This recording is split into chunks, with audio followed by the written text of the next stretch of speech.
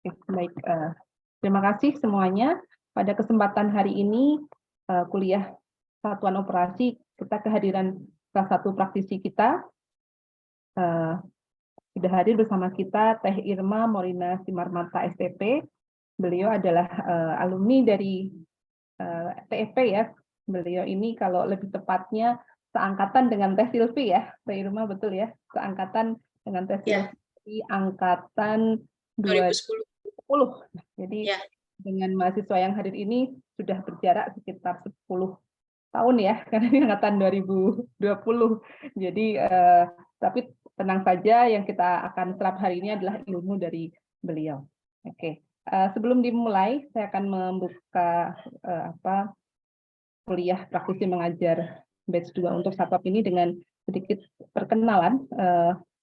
Bentar, saya coba share dari CV Teh Irma. Nanti juga Teh Irma akan mungkin mengupas tuntas ya background beliau di dunia industri ya, khususnya karena kan untuk mata kuliah startup ini memang akhirnya aplikasinya itu ada semua di industri. Oke, apakah sudah terlihat untuk CV Teh Irma Morina Simarmata? Jadi beliau ini lahir di Solok pada 22 Oktober 1992 dan lulusan dari kita ya Agricultural Engineering, kemudian formal education-nya semuanya ini di Bandung ya, dan domisili juga Bandung ya, Teh Irma ya? Iya, Bu. Jadi di Bandung, namun saat ini karena bekerjanya di PT Mayora itu ada sekarang di Tangerang ya, untuk Iya, Bu, di Tangerang. tinggalnya di Tangerang, tapi sebenarnya asli Bandung juga. Ya, untuk achievement-nya cukup banyak gitu ya. Beliau juga sangat aktif di ketika mahasiswa, kemudian banyak achievement-nya di bidang manajerialnya ya di Mayora. Setiap tahun kayaknya dapat nih. Iya, Tinggal Bu. 2023 Puji Tuhan ya dapat, Bu. 2023 kayaknya nanti the best ya, the best of the best kayaknya ini. 2003 masih nanti September bulan. 2023 kayak 2023 maksud saya. Oke. Kemudian ketika kuliah itu juga masih alhamdulillah dicantumkan juga ya experience Ya, Bu. di beberapa asisten mata kuliah ya. Jadi saya kenal dekatnya karena asisten perkuliahan, kemudian juga ketika skripsi saya pembimbing keberapa ya, Teh Irma ya? Saya lupa. Ibu pembimbing kedua, penelaah yang saya, Bu. Pembimbing Penelaah, saya. ya. Pembimbing kedua, pembimbing pertama saya Bu Sarifah. Iya, betul. Jadi penelaah saya Pak Sudar. Ya, betul. Jadi tapi waktu itu kita banyak bekerja sama dan berkolaborasi ketika Teh Irma ini mengikuti salah satu kegiatan di Malaysia ya, yang Terengganu itu kegiatan apa ya waktu itu? Yang Kalau saya tidak salah ingat ya, Bu, waktu itu saya penelitian student exchange gitu nggak sih, Bu, dengan Yova, tim ya, saya. Yova Sudara ya, saya ingat berdua dua dengan anak pangan, 2 dari TMIP. Di Terengganu, Malaysia untuk beberapa bulan, dan kemudian pulang-pulang langsung skripsi ini, pokoknya duo dari TEP ini cepat banget gitu ya. Jadi nggak heran kalau ketika selesai dari TEP ini banyak sekali organisasinya nih banyak ya di HMJ, tapi working experience-nya yang saat ini dipegang, semoga tidak salah ya ini ya, sebagai Section Head of Continuous Improvement in PT Torabika Eka Semesta Glucose Division, itu anak perusahaan dari PT Mayora Indah Tbk. Dari 2015 hingga sekarang sudah cukup. Iya, Bu. Ini ya lama, dan beliau ini dulu dari program MD ya. Saya MD-nya Mayora tapi batch 13. Batch 13.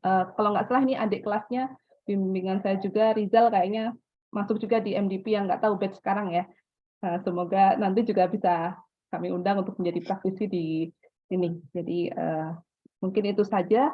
Skill beliau sangat banyak di ISO, HACCP, kemudian beberapa training yang terkait dengan bidang manajerial juga sangat banyak. Makanya tidak heran kami mencoba mempropos, dan juga alhamdulillah dengan waktu yang sangat singkat Teh Irma menyanggupi sebagai praktisi di mata kuliah satuan operasi ya. Jadi mohon terima kasih sekali untuk Teh Irma sudah berkenan untuk sharing hari ini. Mungkin tidak banyak dari saya, hanya perkenalan singkat. Untuk waktu sepenuhnya saya berikan ke Teh Irma. Silakan Teh Irma untuk mengambil alih sesi kuliah praktisi hari ini. Baik, Bu. Saya izin share screen ya, Bu ya. Mangga, mangga.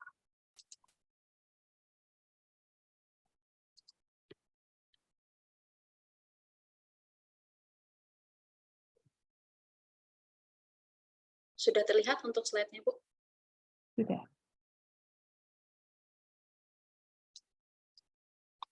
Sebentar.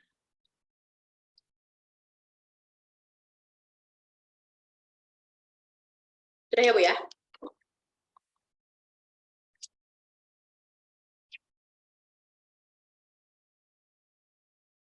Baik, sebelumnya saya perkenalan terlebih dahulu. Saya masuk dalam program praktisi mengajar batch 2. Perkenalkan, nama saya Irma Morina Simarmata. Saya sama seperti teman-teman lulusan dari Teknik Pertanian 4 dengan prodi pasca panen. Kemudian saat ini saya bekerja di PT Torabika Eka Semesta Divisi Glukos di divisi CI ataupun Continuous Improvement. Sebelumnya, saya akan menjelaskan profil diri singkat terlebih dahulu yang sebelumnya sudah dijelaskan oleh Bu Astri. Ini profil singkat saya, nama saya Irma, agama saya Kristen, kemudian status sudah menikah, dan kemudian pekerjaan saya seperti yang tadi sudah saya sampaikan, saya di Continuous Improvement, dan pendidikan terakhir saya di S1 Teknik Pertanian, di mana konsentrasi saya sama seperti teman-teman di pasca panen, dan saat berkuliah seperti yang telah disebutkan oleh Bu Astri sebelumnya, saya menjadi salah satu beberapa asesor dari beberapa mata kuliah seperti Minda Panas, Satok, TPHB, dan Termodinamika. Kemudian selain terlibat dalam menjadi asisten dosen pun, saya terlibat dalam beberapa kepengurusan di kampus seperti HIMA ataupun HMJ TMIP, terlibat dalam Prama Unpad dan juga KMPK, FTIP, FPK. Untuk pengalaman kerja, saya pengalaman 8,5 tahun di Mayora Group, di mana periode Januari sampai Juni saya masuk dalam program MDP Factory Batch 13, dan setelah lulus dari program MDP, saya ditempatkan dalam Departemen CI di Torabika Eka Semesta Divisi Glukos. Namun untuk penempatan saya dari awal hingga akhir saya selalu di Glukos. Tapi ketika saya masuk dalam program MDP, biasanya kami akan dimasukkan ke dalam beberapa factory di Mayora disebar, dan itu kami akan diberikan satu challenge seperti dalam OJT 1 maupun OJT 2, dan di situ kita akan dapat beberapa tugas yang harus diselesaikan supaya kita dapat lulus di program MDP tersebut. Dan tadi ini adalah pencapaian saya selama bekerja, pencapaian saya dan tim saya, di mana setiap tahunnya dalam Mayora Group itu melakukan satu event-event nasional, yaitu seperti lomba, mungkin nanti teman-teman akan tahu lomba-lomba improvement bertingkat nasional untuk sejarah Mayora Group. Dan setiap tahunnya kami mendapat achievement, dan terakhir di 2022 di periode November tahun lalu kami mendapatkan kategori gold. Untuk improvement yang kami lakukan saat itu ialah improvement terkait penggunaan retention time pada enzim. Kemudian sedikit untuk company profile dari perusahaan kami.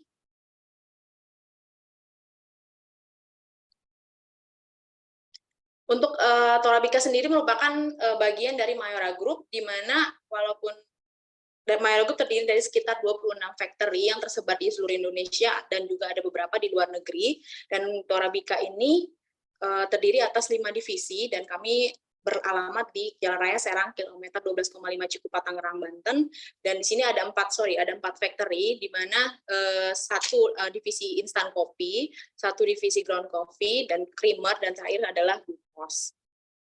Mohon maaf, Teh Irma, slide-nya tidak terlihat ya? Oh, tidak terlihat ya, Bu ya? Barangkali sedang loading, atau teman-teman yang lain bagaimana? Apakah sama dengan saya?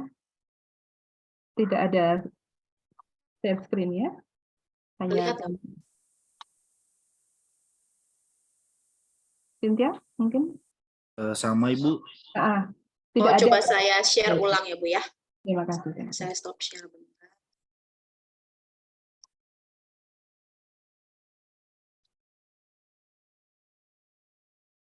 Untuk ini sudah terlihat? Sudah sekarang. Mungkin karena saya link kali ya, Bu ya.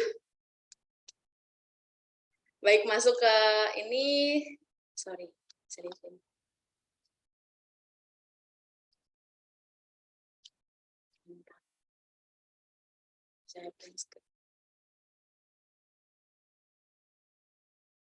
Dan ini adalah factory review-nya. Untuk Torabika Eka Semesta Divisi Glukos, mulai dibangunnya, dia termasuk untuk pabrik yang baru ketika saya bekerja waktu awal 2015. Dia mulai dibangun di Maret 2014, mulai beroperasi di Desember, dengan luas area 7.000, luas bangunan 10.000, dan jumlah karyawan kami hanya 196 orang. Untuk Glukos sendiri termasuk factory dengan produktivitas tertinggi, di mana karena karyawan kami hanya sekitar kurang dari 200, namun untuk output produksi kami termasuk yang lumayan cukup tinggi di Mayora Group. Untuk kapasitas produksi saat ini di 24,3 ton per jam dan untuk BRIX 75. Untuk seperti mungkin teman-teman sebelumnya tahu, untuk Mayora Group itu kan banyak beberapa produknya, salah satunya seperti bembeng, coki-coki, kemudian produk kopi untuk Torabikanya, dan juga ada biskuit seperti Danisa atau Royal Choice yang mungkin teman-teman pernah dengar. Dan untuk Mayora Group sendiri itu beberapa produk raw materialnya itu dihasilkan atau diproduksi oleh sendiri, sehingga sebisa mungkin untuk Mayora Group akan memproduksi dari produk dari hulu ke hilir, sebisa mungkin diproduksi sendiri, termasuk juga jika kita bicara tentang flavor, sehingga untuk produk kami, Tes Glukos ini, kami hanya jual untuk sister company-nya Mayora, jadi hanya supply untuk Mayora sendiri. Dan produknya ada 4 macam, yaitu ada DE2226, DE3642, DE464. Untuk DE22 itu sendiri, customer-nya adalah Torabika Creamer dan Instan, di mana produk akhirnya ialah creamer, dan brand untuk produknya ialah kopi. Dimana kan kalau untuk kopi sendiri kan teman-teman mungkin pernah mendengar ya, untuk kayak seperti kopi Torabika Cappuccino itu mengandung creamer, ataupun creamy latte itu mengandung creamer. Dimana juga untuk produk DE36 juga customer kami ialah untuk Mayora Jatake dan Cibitung, dan produk akhirnya ialah candy. Untuk produknya seperti contohnya Kopiko. Dan kemudian untuk produk 4246, customer kami untuk Mayora Jatake dan Cibitung juga, produk akhirnya candy, namun untuk brand FT-nya adalah Chewy. Kiss Chewy, mungkin saya kurang tahu sih, teman-teman tahu nggak? Cuman dia seingat saya sekarang sudah sempat berhenti produksi. Namun yang Chewy hanya untuk internal saja. Dan kemudian produk DE6468, brand customer-nya adalah Mayora UB, ini daerah dan Mogot. Kemudian produk akhirnya adalah wafer, brand FG-nya bembeng, dan DE64 ini dipakai untuk jika teman-teman pernah makan bembeng itu kan suka ada beberapa coatingannya, dan terakhir kan itu dia coklat, ada wafer, dan ada karamel di tengah-tengahnya, dan karamel itulah terbuat dari glukos yang kami produksi. Ini adalah pencapaian output kami dari 2015 hingga di 2022. Untuk 2023 ini hanya update hingga sampai bulan Februari. Dan untuk line produksi, semula di line produksi kami di Desember 2014 ada di 12 ton per jam, dan line 36 5 ton per jam, dan untuk produk 36, untuk produk 64 di 5 ton. Dan hingga saat ini kami berhasil menaikkan kapasitas dari line 22 12 ton menjadi 16,5, dan line 36 dari 5 menjadi 7,8, dan line 36 untuk D64 5 sampai 7 ton. Perlu teman-teman ketahui, untuk produksi glukos sendiri kami hanya terdiri atas 2 line, hanya saja untuk line 36 dapat memproduksi 2 produk, yaitu antara D36 ataupun ini adalah warehouse capacity kami, dan kami memiliki 3 gudang, yaitu 1 GDRM dan 2 gudang eksternal, yaitu 1 GTCK dan GTL, dan juga kami memiliki gudang konsentrat, karena glukos sendiri ada yang memakai konsentrat HCl dan NaOH, dan juga ada kapasitas gudang cold storage untuk penyimpanan enzim, dan ini adalah terakhir kapasitas gudang finished good kami ataupun gudang produk kami, dan di mana glukos itu sendiri kan berbentuk cairan disimpan dalam tangki-tangki, dan terdiri atas 7 tangki produk dan 1 tangki mixing. Dan kapasitas GDSP yaitu gudang spare part dapat menampung sekitar 2.000 kode barang spare part. Selanjutnya, visi misi dari glukos ialah menjadikan PT Torabika Eka Semesta Divisi Glukos sebagai produsen glukos dengan kapasitas terbesar di dunia untuk memenuhi kebutuhan customer dan pengembangan teknologi glukos dunia. Misinya terlampir, dan ini adalah layout-nya. Jika ini layout dilihat dari tampak atas, ini adalah area B, area C, area D, dan ini adalah WTP kami. Ini adalah kondisi GDRM kami. Dan ini adalah struktur organisasi untuk GM ataupun Manufacturing Division Head kami oleh Pak Gunantio, kemudian Pak Gun membawahi Pak Halbi yang menjadi atasan saya, dan ini adalah masing-masing manajer dari setiap departemen, dari kepala PPIC dan warehouse, teknik, produksi, QC, IRGA, dan saya membawahi departemen CI. Ini adalah human resource-nya berdasarkan dari total karyawan kami. Dan ini selanjutnya ialah deskripsi of product, yaitu glukos sendiri atau C6H12O6 ialah monosakarida yang terbuat dari hidrolisis polisakarida ataupun pati. Pati ini salah satu jenis polisakarida yang terkandung dalam tanaman, contohnya singkong, jagung, dan kentang. Dan ini untuk sumber dari tepungnya ini kami selain ada singkong, jagung, juga kita bisa memakai sagu ataupun tepung corn. Sedikit ini adalah flow proses singkat dari pembuatan glukos sirup, di mana terdapat 6 proses utama. Kami terbagi dari slurry preparation, di mana slurry preparation adalah proses pencampuran dari tepung dan air, di mana tepung yang tadi saya sebutkan bisa memakai tepung dari tepung sagu, tepung tapioka, ataupun corn, dicampurkan dengan air, dan ketika dia sudah mencapai brix tertentu, dia akan masuk ke dalam proses mixing, dan dari proses mixing tersebut akan terjadi pengkondisian untuk pH. Kenapa untuk pengkondisian pH terlebih dahulu? Pengkondisian pH-nya kami pakai untuk soda as dan kalsium. Kenapa untuk sebelumnya dikondisikan pH-nya? Karena setelah dari proses clarification, dia akan masuk proses liquefaction, di mana ini akan terdapat pencampuran enzim dan ditembak oleh steam. Dalam artian ini pemasakan WIP dengan enzim, dan butuh untuk pengondisian pH-nya supaya enzim dapat bekerja dengan maksimal. Dari liquefaction masuk ke tangki sakari, dari tangki sakari di sini terdapat ada penambahan enzim fungal amilase dan glukoamilase. Untuk produk tadi kan saya menjelaskan untuk produk 22 itu hanya pakai enzim alfa amilase. Namun untuk produk 36 kita pakai amilase dan fungal amilase. Dan jika kita pakai untuk produk, kita akan membuat produk di 64 akan pakai alfa amilase, fungal amilase, dan juga enzim glukoamilase. Dan selanjutnya setelah dari proses sakari kita masuk decoloration. Decoloration ini terdapat salah satunya sebelum masuk ke decoloration, kita masukkan dulu untuk karbon dan filter add. Kenapa? Karbon dan filter itu tuh akan mengikat berbagai macam kotoran ataupun menjernihkan warna dari produk kami. Karena kan target produk kami ialah hingga APA 45, di mana itu untuk persyaratan standar untuk kita kirim ke customer kami. Di decoloration ini setelah kami masukkan carbon filter add, ada proses yaitu disebut dengan filtration, di mana penyaringan dari karbon dari filter add ataupun yang kandungan partikel-partikel padat supaya tertahan di filter press. Kemudian setelah itu masuk di ion exchanger. Untuk ion exchanger, HCl dan NOH tidak dimasukkan dalam proses, tapi ini merupakan chemical yang dipakai untuk meregenerasi ion exchanger.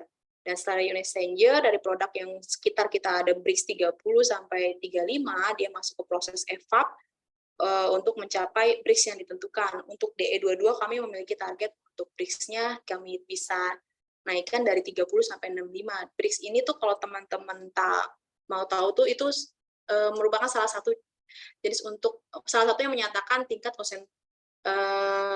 kekentalan dari si produk kami. Otomatis jika kami bilang 65%, berarti 65% glukos terkandung di dalamnya dan sisanya itu adalah air. Kemudian masuk dari proses evap dan habis itu masuk ke stack. Ini adalah kodifikasi produk kami. Kemudian untuk parameter tes produk glukos ada parameter amilum, SO2, warna, DE, brix, dan pH. Sertifikasi untuk glukos, kami sudah memperoleh sertifikasi halal dan ISO 22000. Dan ini adalah kebijakan mutu mayora, 7 principle. Dan ini produk achievement kami dari yang semula hanya mampu memproduksi 49.000 per tahun, sekarang sudah mampu di 178.000 per tahun untuk 2022.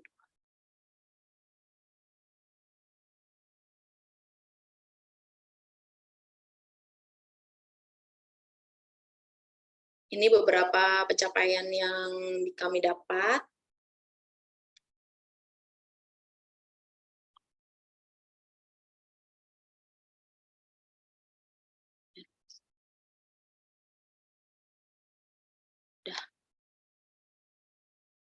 Baik, ini sekian untuk yang company profile. Saya lanjut ke materinya.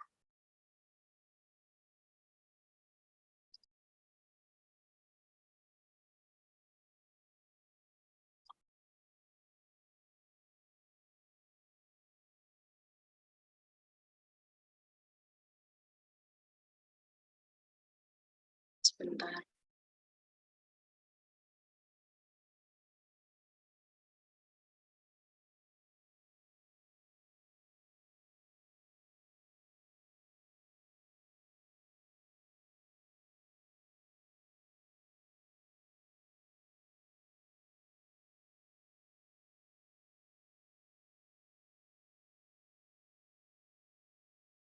Untuk materinya sudah terlihat belum, Bu ya?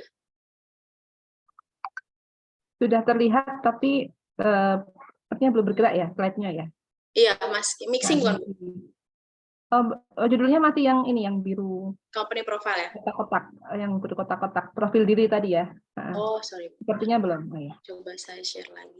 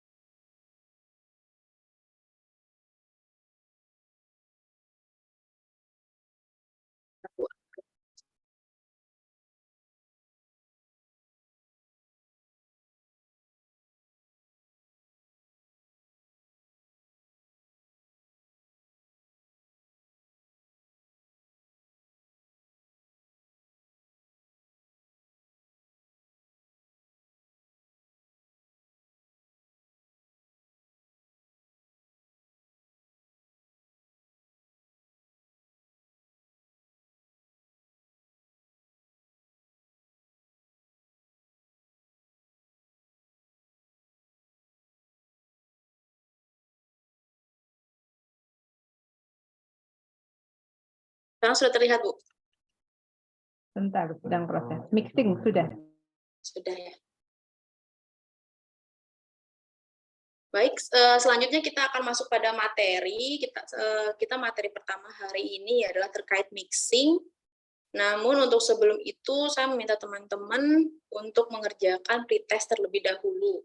Untuk pretestnya terlampir dalam slide.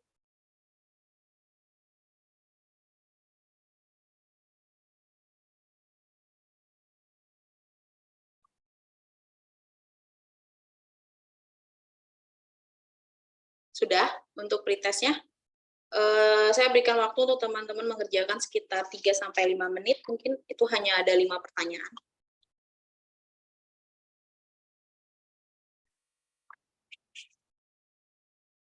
Saya coba bantu mengetikkan di chat ya, Teh Oh, Irma. iya.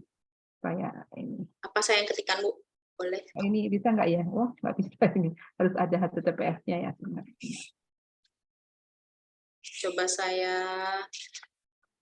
sebentar. Nah, itu sudah.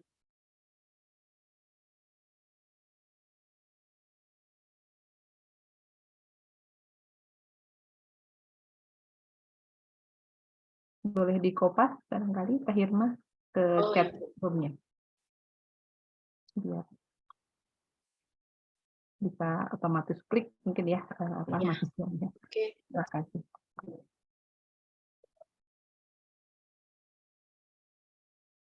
Ini, Bu, sudah saya kirimkan ya.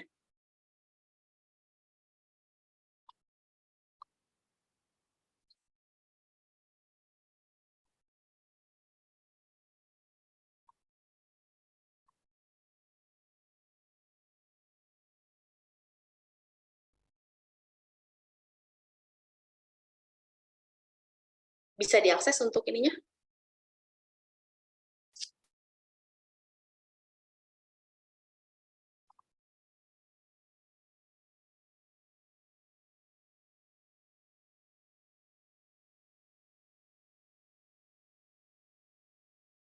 Sudah bisa ngelink ke Gform ya, Teh Irma ya. Iya, ke Gform.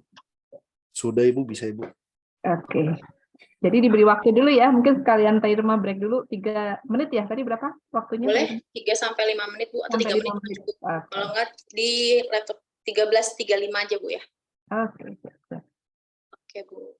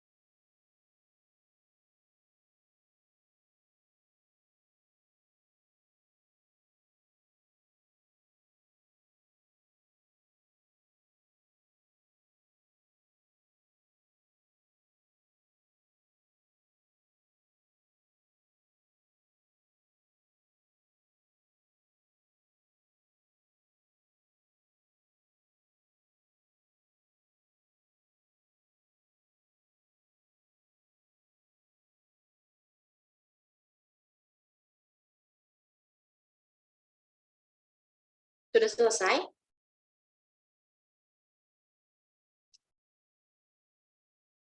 Sudah.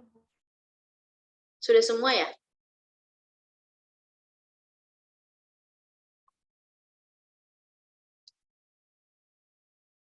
Sudah semua ya, Bu? Tadi saya cek ada 18.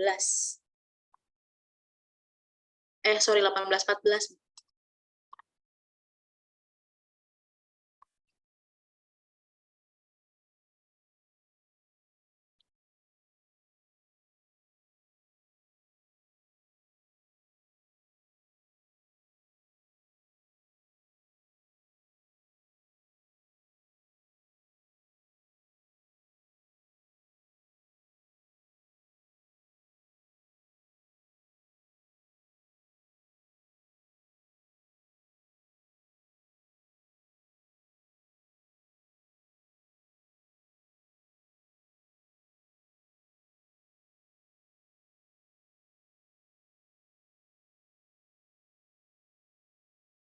Udah ya?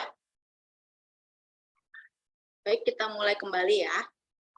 Kita masuk untuk materinya.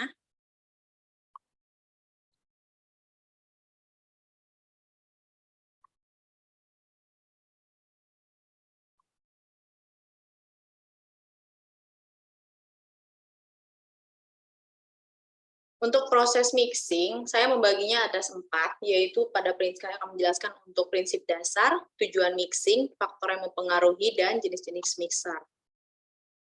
Untuk prinsip dasarnya, mixing adalah proses pencampuran bahan untuk mencapai tingkat homogenitas tertentu, tergantung parameter yang diinginkan. Yang dimaksud dengan parameter, ini tergantung untuk produk apa. Jika kita bicara tentang kami di pabrik glukos, tentunya untuk proses mixing itu untuk perusahaan makanan akan banyak dipakai.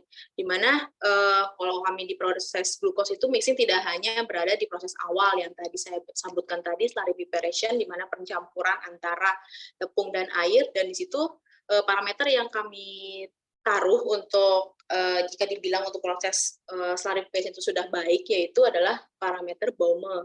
Di mana Baume itu menyatakan tingkat konsentrasi larutan tepung di dalam air. Jadi semakin baumenya tinggi, otomatis kan semakin banyak tepung terkandung, dan jika semakin banyak tepung yang terkandung di dalamnya,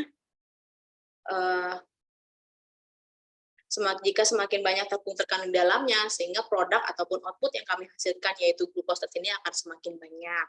Nah, oleh karena inilah yang dimaksud dengan parameter yang diinginkan. Terkadang tidak hanya parameternya bisa Baume, tapi bisa viskositas tertentu ataupun kadar kelarutan tertentu dari suatu pencampuran. Dan ada juga yang mengklasifikasikan mixing ialah proses menggabungkan beberapa bahan atas sumber yang berbeda dengan menyertakan energi yang di dalamnya. Yang dimaksud dari energi yang di dalamnya ialah dalam proses mixing sendiri kita tidak hanya berpikir itu hanya diaduk seperti biasa saja, tapi kadang juga ada yang melibatkan panas ataupun suhu, di mana untuk membantu proses pencampuran itu lebih baik. Untuk kami, seperti kami di glukos itu biasanya kami mencampuran untuk airnya ada juga menyertakan air panas, tapi itu juga air panasnya itu diatur suhunya. Kenapa? Karena kan kalau teman-teman tahu tuh, kalau misalnya kayak kita bikin satu adonan, kalau kita misalnya terlalu panas akan tercipta gelatinized, dan itu akan merugikan gitu, karena setelah itu kita masih proses awal kan tadi yang slurry preparation. Kalau misalnya sudah gelatinized, otomatis kita harus akan kerugian energi, yaitu misalnya pertambahan air lagi, ataupun juga setelah proses selanjutnya akan terjadi masalah, misalnya jadinya blocking, seperti itu. Kemudian ada juga yang menyatakan bahwa mekanisme mixing adalah menggerakkan pengaduk untuk menghancurkan bahan untuk mempunyai ukuran yang sesuai, yang kemudian dicampur dengan bahan pendukung produksi lainnya.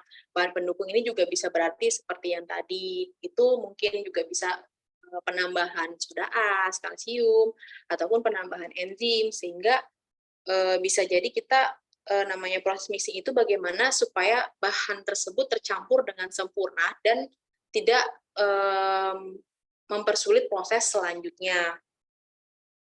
Kemudian masuk ke tujuan mixing. Tujuan misi secara garis besar ada 4, di mana menghasilkan campuran bahan dengan komposisi tertentu dan homogen. Komposisinya tetap mengacu pada parameter dari dari produk yang diinginkan, ataupun parameter WIP ataupun produk setengah jadi yang diinginkan oleh diinginkan oleh produk tersebut. Kemudian mempertahankan kondisi campuran selama proses kimia dan fisika agar tetap homogen. Karena kan setiap produk itu biasanya setiap bahan itu memiliki kondisinya masing-masing, dan bagaimana kita bisa membuat itu menjadi larut dan dapat tetap homogen sehingga dapat mudah diproses kembali. Kemudian mempunyai luas permukaan kontak antar komponen yang besar, menghasilkan barang setengah jadi agar mudah diolah pada proses selanjutnya, atau menghasilkan produk akhir atau produk komersial yang baik. Ini sejalan seperti yang tadi saya sampaikan sebelumnya, di mana untuk proses mixing sendiri kita tidak bicara itu hanya proses di awal, tapi kadang-kala kita tetap akan menggunakan seperti contoh untuk produk yang liquid, biasanya untuk proses mixing itu akan selalu mengikuti untuk proses-proses selanjutnya. Tadi seperti tadi saya kan ada proses produksi kami itu ada yang dari mulai slurry preparation, liquefaction, saccharification, decoloration, ion exchanger. Pada proses kami itu yang melibatkan mixing seperti slurry preparation tadi pencampuran tepung dan air, kemudian di saccharification tadi yang pencampuran yang kami memasukkan karbon dan filter tentunya butuh untuk pencampuran supaya karbon dan filter tersebut dapat mengikat kotoran-kotoran yang menyebabkan warna produk kayu bisa menjadi kuning, dan itu mengikat warna supaya memutihkan mungkin ya, menjernihkan, bukan memutihkan. Kemudian selanjutnya setelah itu kan ada proses ionisinya tidak melibatkan mixing. Untuk filtrasi sendiri, setelah masuk saccharification, tangki sakkari biasanya habis itu akan masuk ke ke mesin filter press. Dari hasil mesin filter press tetap masuk ke tangki, dan itu tetap dijalankan proses adanya mixing supaya tidak menggumpal ataupun produknya tidak melengket pada dinding-dinding tangki. Kemudian masuk pada proses mixing sendiri, banyak dilakukan pada industri pangan, yaitu ada proses pengadukan, pendispersian, pengemulsian, pengadonan. Mungkin teman-teman akan lebih lebih populer untuk pengadukan, pengemulsian, dan pengadonan.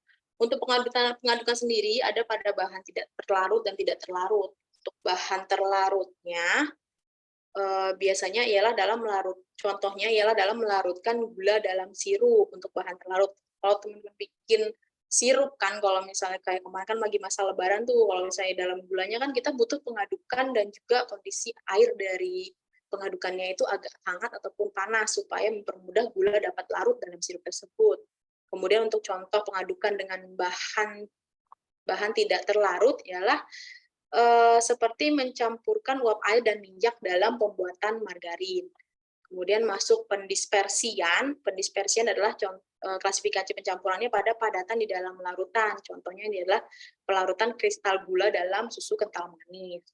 Dan selanjutnya untuk pengemulsian itu pada bahan tidak terlalu, contohnya adalah misalnya dalam pembuatan salad dressing, milk dressing, ataupun mayonnaise.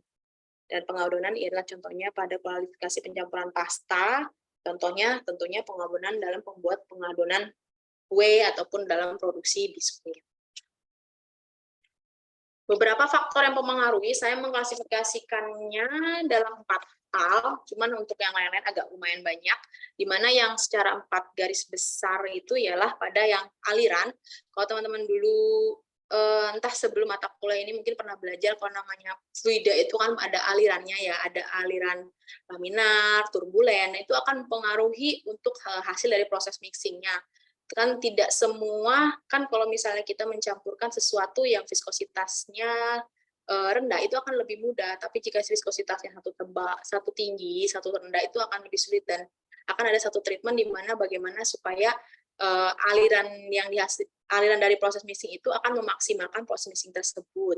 Kemudian untuk ukuran partikel jelas, ini arti ukuran partikel ada yang ukurannya besar, kecil ataupun sedang, itu akan mempengaruhi bagaimana proses mixing itu tersebut dalam berhasil. Dan ini kelarutan seperti yang saya tadi sampaikan, yang tadi bisa bicara tentang kelarutan bisa bersatuan untuk dalam persentase, ataupun mungkin bisa dalam yang seperti tadi, kalau untuk di glukos kami kelarutan satu kelarutan memakai standar Böhme, dan lain-lain ini bisa dalam artian Contoh untuk namanya proses mixing tentunya dari jenis bahannya, bahan yang kita campur apa, bahan utamanya apa, bahan penolongnya apa, dan kemudian untuk urutan dari bahan masuknya tentu mempengaruhi, misalnya kita mencampurkan terlebih dahulu yang cair-cair terlebih dahulu, baru masukkan yang padatnya, itu bisa, ataupun bisa bersamaan juga bisa mempengaruhi. Kalau jika di kami itu di slurry preparation, antara air dan tepung itu saling bertemu dan berbarengan, ya kemudian akan diaduk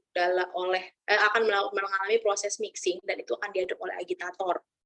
Dan itu bahan penolong dan juga waktu pencampuran yang menentukannya. Nah, waktu pencampuran ini akan sejalan dengan parameter apa yang ingin dicapai. Kadangkala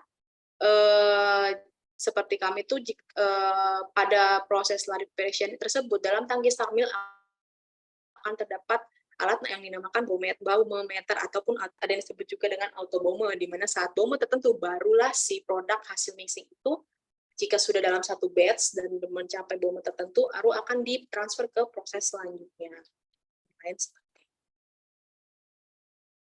Masuk ke jenis mixer. Jenis mixer secara garis besar saya bagikan ada tiga macam. Beberapa jenis mixer saya banyak temukan juga ketika saya dalam mengolah materi ini, tapi saya ambil 3 saja, yaitu dry blending, high shear mixer, dan high viscosity batch mixing.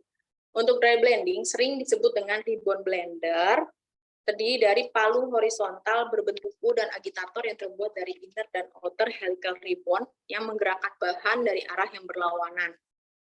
Dan untuk pencampurannya ini sering dipakai untuk pencampuran kering. Contoh dalam pembuatan tepung, sereal, teh, dan kopi. Dan untuk kayak seperti di kami, mungkin di Mayora Group, saya pernah lihat untuk yang produksi kopi ataupun sereal, dalam artian Mayora juga memproduksi sereal yaitu Energen.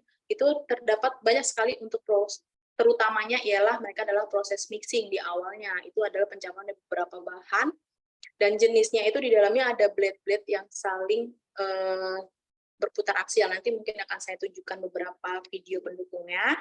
Kemudian ini terdiri biasanya untuk pencampuran padat curah, di mana nanti dicampur ketika pertama akan dimasukkan seluruh RM-RM-nya. Misalnya dalam pembuatan untuk energi akan dimasukkan susunya, dimasukkan gulanya, lalu dimasukkan coklatnya, ataupun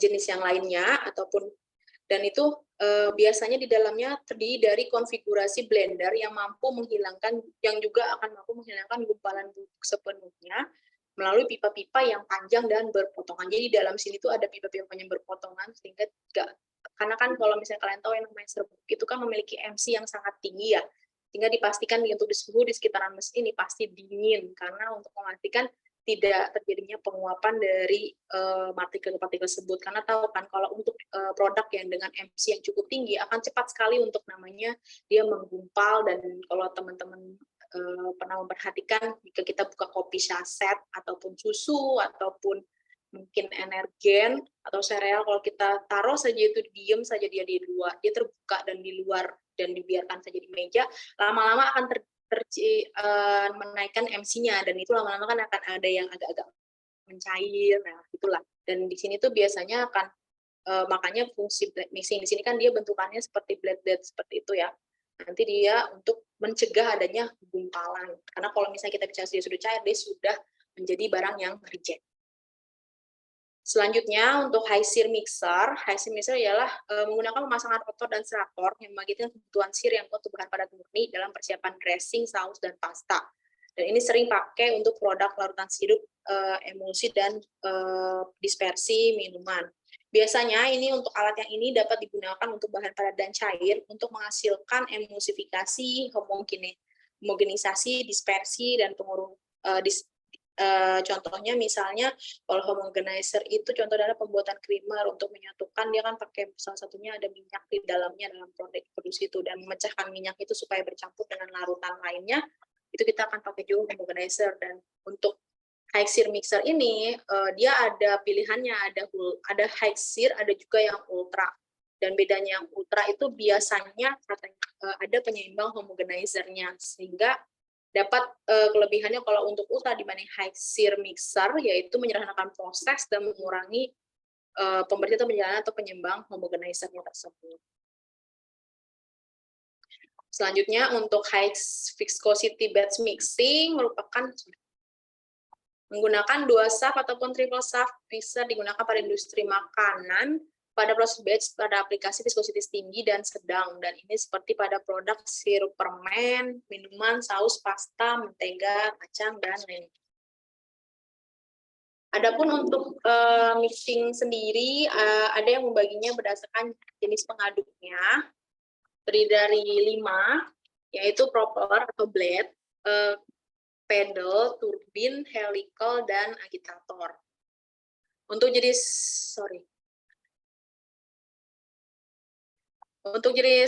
propellernya, biasanya untuk jenis propeller, dan ini sering disebut dengan blade itu dalam industri biasanya kadang disebut untuk seperti pisau-pisau seperti ini, ada yang menyebutkan dia seperti blade, ataupun teman-teman kalau pernah lihat screw conveyor pun ada blade untuk transfer tepung pun dia kadang memakaikan blade juga.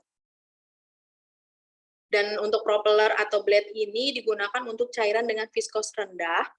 Adapun untuk pedal adalah tidak efektif untuk partikel padatan. Kenapa? Karena kan dia ini di bawahnya itu ada yang berulir-ulir. Nah, ini biasanya untuk cairan yang untuk produk yang tipe cairannya kental dan sering terdapat endapan. Sehingga untuk membutuhkan ini, endapan ini akan mengaduk dari si produk itu sendiri supaya dapat tercampur. Ada pula yang untuk disebut dengan tipe mengaduk turbin. Turbin ini dia memiliki daun-daun pengaduk dan memiliki daun pengaduk yang berukuran pendek. Dan ini biasanya untuk mendispersi gas tugas, dialirkan dari bawah, baru dia akan berputar dan akan menimbulkan gelembung gas. Dan ada juga disebut helical. Helical ini ternyata juga memiliki beberapa tipe blade juga, tapi dia agak bersambungan, berbeda dengan yang ini berpisah. Dan helical ini untuk larutan dengan kekentalan yang cukup tinggi, sehingga cairan akan bergerak dari aliran yang bawah menuju ke atas, berliku ke atas. Dan terakhir adalah agitator. Untuk agitator tidak hanya tentang ini agitatornya kan kalau di sini dia berbentuk jangkar, dia untuk mencegah kelengketan bahan pada dinding. Namun untuk agitator sendiri bisa ada beberapa tipe. Kadang agitator ini pun dia berbentuknya seperti ini, yang blade ini ada di sini. Nanti saya ada contoh beberapa yang saya dapat cari di internet untuk teman-teman bisa membayangkan bahwa ini hanya beberapa pembagian jenis pengaduk, namun kayak seperti agitator tuh dia kadang ada di sininya, ada di bawah nih, kadang dia ada 3 macam, ataupun dia tergantung ada di atas juga, ada di bawah juga. Tergantung jenis dipakainya untuk jenis larutan. Dan untuk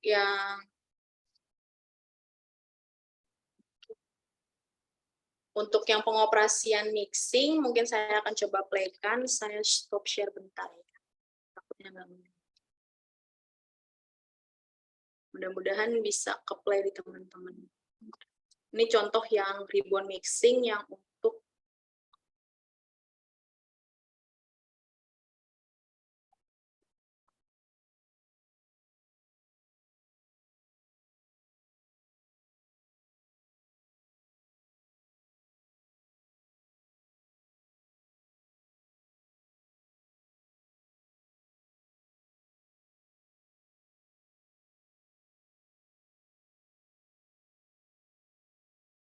untuk videonya sudah terlihat?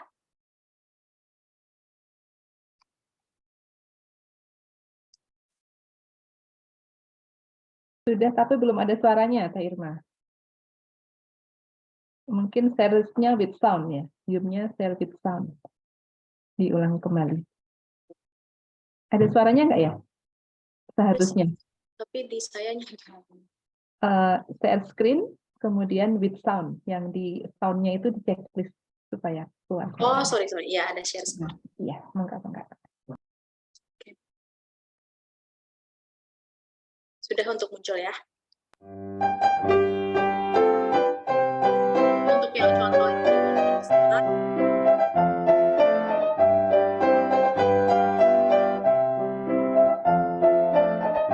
dugaannya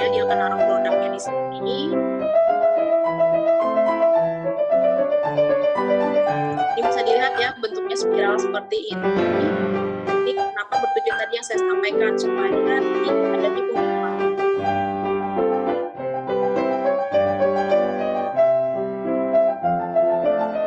Jadi tadi ada yang biru, ada yang putih, dan dia tercampur.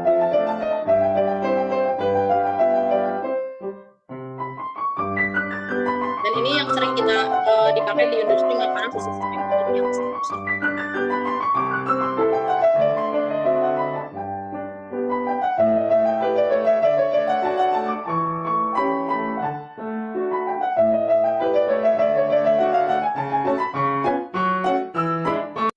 Baik, kemudian untuk yang satu lagi yang tadi saya sampaikan, sebentar.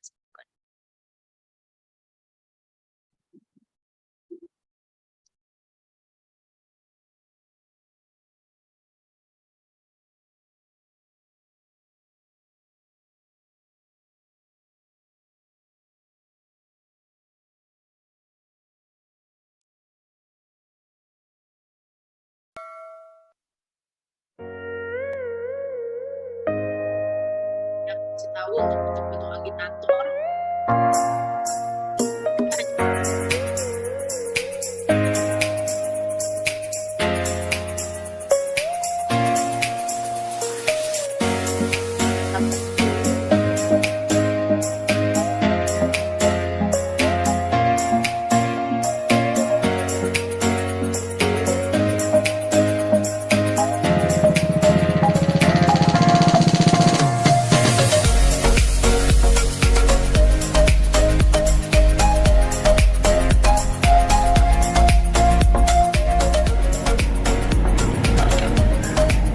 Ternyata sedikit modifikasi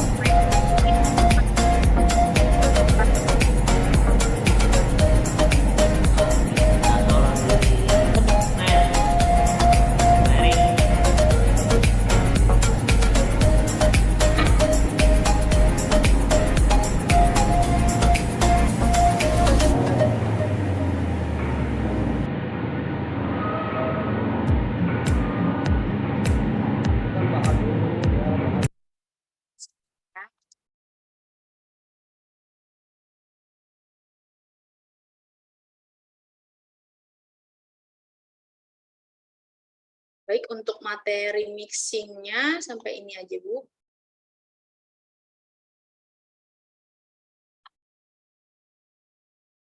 Mungkin dari teman-teman ada pertanyaan mungkin bisa terkait masalah untuk proses mixing sendiri ataupun di luar ini boleh.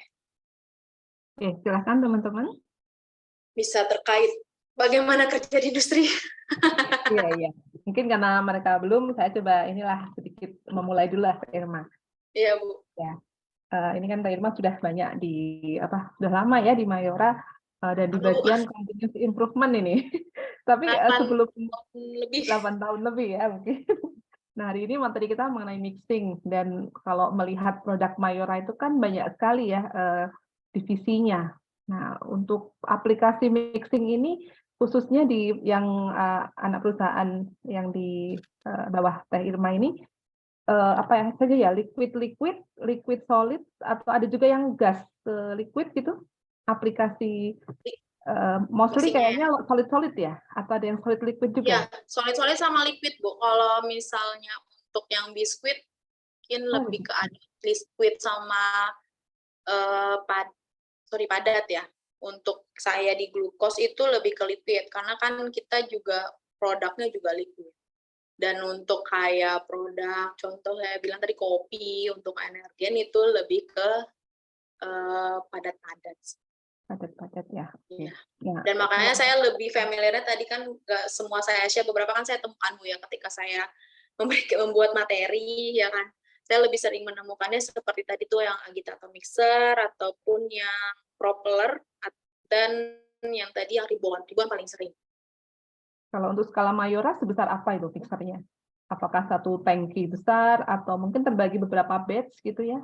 Atau untuk kapasitasnya kita lumayan besar ya Bu, dan itu kita tidak hanya ada satu mixer, biasanya ada beberapa super mixer. Karena kan sistemnya batching, biasanya dari dari RM-nya dulu tuh, dari penyiapannya oleh QC, habis itu masuk ke dalam satu batch-nya super mixer yang cukup besar, habis itu baru masuk ke yang selanjutnya yang mesin packing. Untuk yang produk baik energi ataupun kopi dia agak mirip di situ sih, Bu. Oke. Ya, Dan dia tidak hanya untuk satu mixer, tapi kalau untuk kapasitas tangki untuk kami di Glukos itu lumayan. Seingat saya satu tangki itu 76 meter kubik, tapi kami ada beberapa tangki. ya, kebayang berarti skala industri ya, besar ya. Kalau untuk Ya, ini Bu. ya, misalkan kalau CI ini dengan product development-nya dekat nggak ya? Maksudnya kan kalau mau mengembangkan produk baru nih dari Mayora, kemudian balik lagi ke apa? Ke bagaimana proses ininya apa? Laboratorium testingnya gitu ya. Apakah ada gitu ya untuk skala lab-nya di Mayora itu ada Oh, research development-nya untuk mengembangkan tadi ya, ada, mungkin campurannya beda atau tambahannya ada, beda ada, itu Bu. Biasanya gimana? kalau untuk regulasi di Mayora sendiri, kalau itu kan terkait resep ya, Bu ya. Biasanya Nah, kalau betul, untuk betul. resep itu akan dihandle departemen yang berbeda dengan di luar factory. Biasanya kita terkait, kan ada yang disebut dengan R&D, departemen R&D, ataupun ada yang disebut dengan PDQC. Kalau R&D itu lebih development produk yang end product. Contoh seperti bembeng ataupun kopi. Tapi kalau seperti kami yang WIP, work in process, itu akan dihandle oleh PDQC, itu Departemen Product Development, dan setiap factory itu akan punya PDQC-nya masing-masing. Sehingga biasanya dari R&D akan menghubungi PDQC ataupun factory masing-masing, tergantung jenis trial yang diinginkan. Kalau misalnya terkait resep, biasanya kan untuk di lab dan industri itu kadang beda, Bu. Karena kan kalau lab suka punya keterbatasan sendiri terkait mesin ya. Untuk kami sendiri di Glukos lebih sering kami trial skala proses dibandingkan QC. Karena untuk QC kayak contohnya untuk mesin minimalis yang untuk jet cookernya sendiri kan juga sulit, untuk evaporasinya seperti apa, untuk ion exchanger-nya juga manual jatuhnya. Tapi ada ya, maksudnya Pasti ada. scale up-nya Ada, dari Bu. lab-nya kemudian dibawa ke factory-nya Ada, Bu. langsung. Biasanya Kemudian, kalau misalnya dari proses dari R&D kan biasanya akan turun, Bu, ya, untuk kayak contoh trial yang diinginkan. Contoh kan kami punya beberapa RM. Bisa nggak kalau misalnya karbonnya dikurangin, tapi filter add-nya ditambahin, karena kan fungsinya sama tuh, fungsinya mirip untuk terkait warna. Dan itu akan kita coba trial lab dulu, baru turun ke proses. Baru nanti naik ke R&D untuk menjadi ada nama istilahnya di kami itu bill of material. Itu akan jadi standar resepnya untuk bikin glukos tuh sekian. Oke. Sementara itu dulu ya, kayaknya nanti berat nih kalau pertanyaan dilanjutkan. Kita buka dulu mahasiswa, barangkali ada yang hal-hal yang ditanyakan. Juga selamat sore, selamat siang Bu Rosa. Terima kasih Bu Rosa sudah hadir juga ini. Mbak Irma, ada Bu Rosa Linda. Ya, saya udah lihat, Bu. Mangga. Iya. Bagaimana kabarnya, Bu Rosa? Barangkali Bu Rosa ini. Iya, selamat Irma. Sudah Ya, hadir Bu. nih. Perlu nih ada kelas pencerahan ini ya. Mencerahkan. Iya. Nih, pada nggak ada yang bertanya nih. Kebetulan ada Irma yang udah punya pengalaman 8 tahun nih di Mayora. Kalau nggak ada yang bertanya nih, saya boleh bertanya nggak, Irma? Boleh, Bu. Saya sharing ya, Bu. Mangga Bu Rosa. Ya, sama-sama belajar Irma. Kita kan penuh Ya, dengan Bu. teori nih ya, karena prakteknya belum ya. Nah, ini kebetulan kan mata kuliahnya kan ini ya mengenai mixer. Mahasiswa itu kadang-kadang dijejali dengan struktur dari peralatan mixer itu sendiri ya. Mulai tadi tipe-tipe blade ya, tipe agitator dan sebagainya. Terus ada perhitungan ya, perhitungan terkait bagaimana kecepatan putaran dan sebagainya. Kalau di pabrikasi itu untuk pengadaan barang, apakah memperhitungkan hal tersebut sehingga kita perlu menghitung viskositasnya, perlu menghitung laju kecepatan putar dan sebagainya. Nah, itu bisa dilatar belakangi dengan perhitungan tersebut atau sudah ada spek alat nih, tinggal pesan. Kira-kira bisa berbagi seperti itu nggak Irma informasinya Irma? Oh, boleh. Jika kami seperti di Glukos ya, Bu, untuk Mayora sendiri, biasanya untuk perhitungan, kan kalau misalnya kita dulu kuliah, Bu, ya, ada belajar kayak laju aliran, seperti itu, Bu, ya. Iya, Terus dia counter current tuh beda kan perhitungannya Bu. Contoh iya, kayak saya ambil simpel contoh evap lah Bu. Misalnya evap kan dia akan hitung berapa sih laju vakumnya kayak gitu kan Bu. Cuman iya. biasanya untuk skala industri ya Bu, itu lebih seringnya dia ngambil parameter-parameter yang sederhana jatuhnya. Contoh nih, kalau misalnya dalam study preparation ya udah kita ingin BOME sekian, berapa pencampurannya. Kita akan pakai perhitungan sederhana. Misalnya kan kita kan seharusnya kan kayak agak mempertimbangkan ada entalpi, faktor suhu ya Bu ya. Dan itu kita lebih mempercayai mungkin ada perhitungan sederhana, kemudian kita compare dengan trial skala proses. Karena itu akan lebih valid dan jika kita bicara untuk dari spek mesin, pasti dari ketika kita share untuk misalnya kita pembelian mesin yang lumayan besar, biasanya dari vendor akan memberikan spek-spek tertentu. Hanya saja kan speknya itu kita tidak bisa kunci dan kita akan selalu bilang itu adalah spek maksimalnya. Biasanya kalau kita bilang RPM-nya bisa mencapai sekian, tapi belum tentu itu akan maksimal segitu. Dia akan bisa paling mencapai 80-70%. Gitu. Contoh kalau kita bilang operasional dalam satu pompa nih bukan kalau untuk saya ini banyak yang mainnya pompa. Nah itu dia bilang pompanya bisa untuk meter berapa kubik per jam, bisa sampai 25 meter kubik per jam. Kalau kami kapasitas 40 meter kubik per jam untuk dua-dua. Kenyataannya seperti apa? Tidak mungkin 40, pasti 38, 36 gitu. Dan itu pun kita kembali lagi kan kalau misalnya kita tanya vendor akan bilangnya oke, bisa kok 40 dengan untuk glukos, tapi glukosnya Brix berapa, kelarutan berapa. Itu juga akan mempengaruhi. Dan belum tentu kan ketika vendor bilang juga bisa untuk Brix 75, tapi pada kenyataannya ketika kita trial aktual itu belum tentu segitu. Tentu kita akan banyak melakukan modifikasi baik itu proses ataupun alat. Jika Tapi untuk tetap penting perhitungannya ya. bilang pasti ada, cuman tidak maaf Bu, tidak serumit ketika dulu kita berkuliah. Pasti ada Bu, serius. Karena justru di sini saya kenapa ya? Saya melihat kan kalau misalnya dulu sih saya nyari kerja itu kan kalau saya boleh sharing, sebenarnya untuk jurusan teknik pertanian tuh agak sulit orang mengerti ini jurusan apa. Jujur. Cuman karena kan mungkin teman-teman kan sekarang udah semester 6 nih Bu, teman-teman kuliah. Mungkin udah mulai mencari mau kerja apa nanti untuk setelah lulus ya kan, untuk tahu passionnya di mana kan. Saya rasa untuk jurusan kita walaupun mungkin menurut orang jurusannya kok kayak gini, tapi menurut saya pribadi tergantung kita melihat sudut pandangnya. Kalau misalnya saya dulu ketika udah mulai semester 4 saya udah mulai mencari tahu saya mau kerja apa dan mau ngambil kan itu dulu masih ada pemilihan itu ya Bu ya, pasca panen, teknik kalau nggak salah teknik mesin, saya lupa deh, ada mesin pertanian, dan air, satu lagi sistem.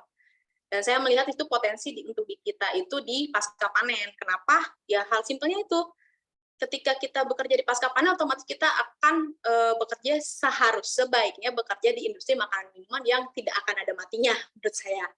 Dan walaupun kita taruhlah perusahaan kita, tapi kita lihat dulu perusahaan kitanya juga harus pilih yang memang akan selalu berkembang dan berimprove setiap saat.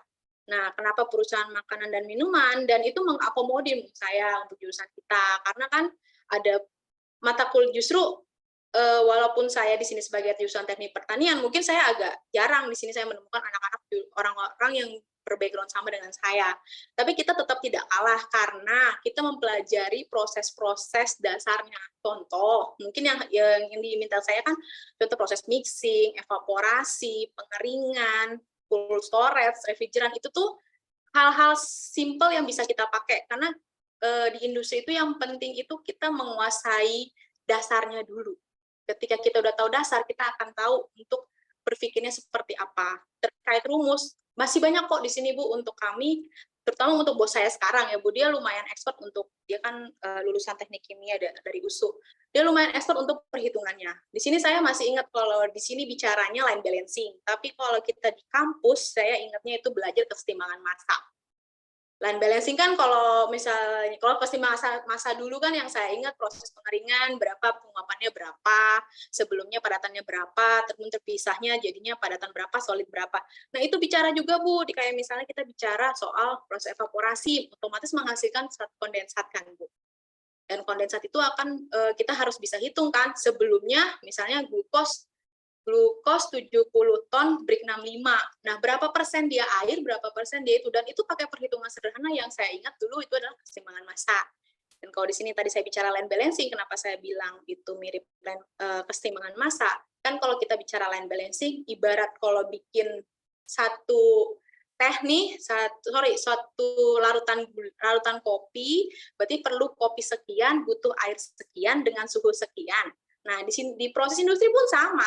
Dari proses tadi slurry preparation kan dia ada memasukkan tepung, air, kemudian setelah proses itu dia masih memasukkan soda as, kalsium, masih masukkan lagi enzim untuk mengaktifasi ya Bu, untuk memecahkan memecahkan si patinya itu kan. Nah, habis itu kan setelah itu juga masih ada dimasukkan karbon, filter add, dan itu kemana kan? Pasti akan ada perhitungannya, karena di filter press akan tersaring semua, itu untuk secara padatan. Nanti kan setelah filter press masih ada lagi proses satu lagi, ion exchanger, itu menghilangkan kandungan-kandungan mineral-mineral yang tidak diinginkan pada produk. Dari ion exchanger baru masuk ke evaporasi, untuk tergantung kita untuk brix berapa. Dan menurut saya, kita nggak boleh berkecil hati untuk sebagai teknik pertanian. Karena yang saya lihat, mau itu teknik industri, teknik pertanian, teknik kimia, yang saya perhatikan mirip-mirip aja Bu dasar konsep belajarnya. Cuman kedalaman materinya berbeda, itu aja. Untuk masalah materi, Bu saya sendiri aja masih suka Bu baca. Kayak contohnya mereka itu Introduction for Chemical Engineering, saya masih ada tuh, masih buka, masih ada kayak gitu. Dan kadang itu terkait, kalau satu sih saya zaman dulu masih belajar satuan dia dimensi, itu pun terpakai kayak konversi meter kubik per jam menjadi tonase, itu bagaimana? Kan itu pakai dimensi, tidak pakai rumus yang seperti gimana gitu. Paling gitu. Ya. Terima kasih Irma, ini seharusnya pada semangat ya. Jadi kalau dikasih rumus gak usah pusing dulu ya, karena itu dasar ya, konsep dasar untuk mengerjakan sesuatu. Yang penting dasarnya aja Bu. Ya. Ya, jadi ini yang mahasiswa-mahasiswa ya. Jadi kalau ada perhitungan-perhitungan ya dieksplor sendiri. Kadang-kadang waktu nggak sempat ya ngajar di kelas ya Irma ya. Tapi kita punya catatan, punya PPT, ya, jadi nanti bisa dikembangkan. Iya benar Bu. Bahkan saya masih pakai itu loh Bu. Pindah panas saya kurang tahu masih ada nggak sih situ. Perpindahan panas antar plat, di saya juga ada. Iya. Iya. Ya walaupun saya Ternyata udah lupa, cuma ya? saya kadang nanya. Ternyata itu dipakai ya Irma ya? Itu dipakai, bukan waktu dulu saya Bu Sarifah deh yang mengajarin, lupa saya. Pokoknya berapa untuk platnya, itu dia masih belajar. Dan lebihnya ya kenyataannya yang penting ketika lulus tuh jangan sampai kosong banget lah. Jangan sampai yang dasar aja Bu, jujur aja deh Bu. Ya nih, semoga menjadi pencerahan nih buat yang masih dalam tahap proses pendidikan ya. Jadi kalau memang diberikan materi itu ada tugas dikerjakan dengan baik ya, sehingga dapat memahami dengan baik materi yang diberikan. Ternyata ini bermanfaat ya di dalam nanti kalau sudah terjun ke dalam dunia industri khususnya ya, yang lebih banyak menggunakan teori-teori dasar tadi ya, sehingga nanti kalau ketemu pun tidak kaget gitu ya, karena sudah tahu ya. Jadi ini apa ini panas, ini apa ini bentuk platnya, apa itu viskositas segala macamnya, bagaimana nih mekanismenya. Ini kan sudah ada di kita ya. Jadi dengan PD-nya kita bisa memahami konsep-konsep aliran industri tadi ya, mulai dari bahan baku, bahan bantu, nanti ke produk, energi keseimbangan massa dan keseimbangan energi. Yang penting itu ya di dalam melakukan skala industri ya Irma ya. Ya Bu. Enggak, yang mahasiswa nggak ada yang bertanya nih. Ini harus ada yang bertanya nih, menarik ini ya. Untuk kita bisa bertanya kepada praktisi yang memang punya pengalaman langsung di industri. Ya, silahkan. Mungkin dimulai dulu ketua kelasnya, mungkin Cinta. Boleh Ibu. Ya, silahkan. Mungkin saya izin bertanya. Tadi menarik sekali ya. Terima kasih atas materi dan juga pengenalan mengenai Mayora. Mungkin ini sepertinya saya izin bertanya mengenai di luar materi, tapi saya sedikit tertarik juga mungkin ke Mayora, tapi saya setelah melihat di sosial media itu kualifikasinya tuh bisa dibilang tidak ada untuk yang teknik pertanian Teh. Kalau misalnya dari Teteh waktu itu menyiapkannya bagaimana ya Teh? Begitu ketika mendaftar. Tenang aja untuk spek TI saya udah minta tambahkan ke HR teknik pertanian. Oh, begitu.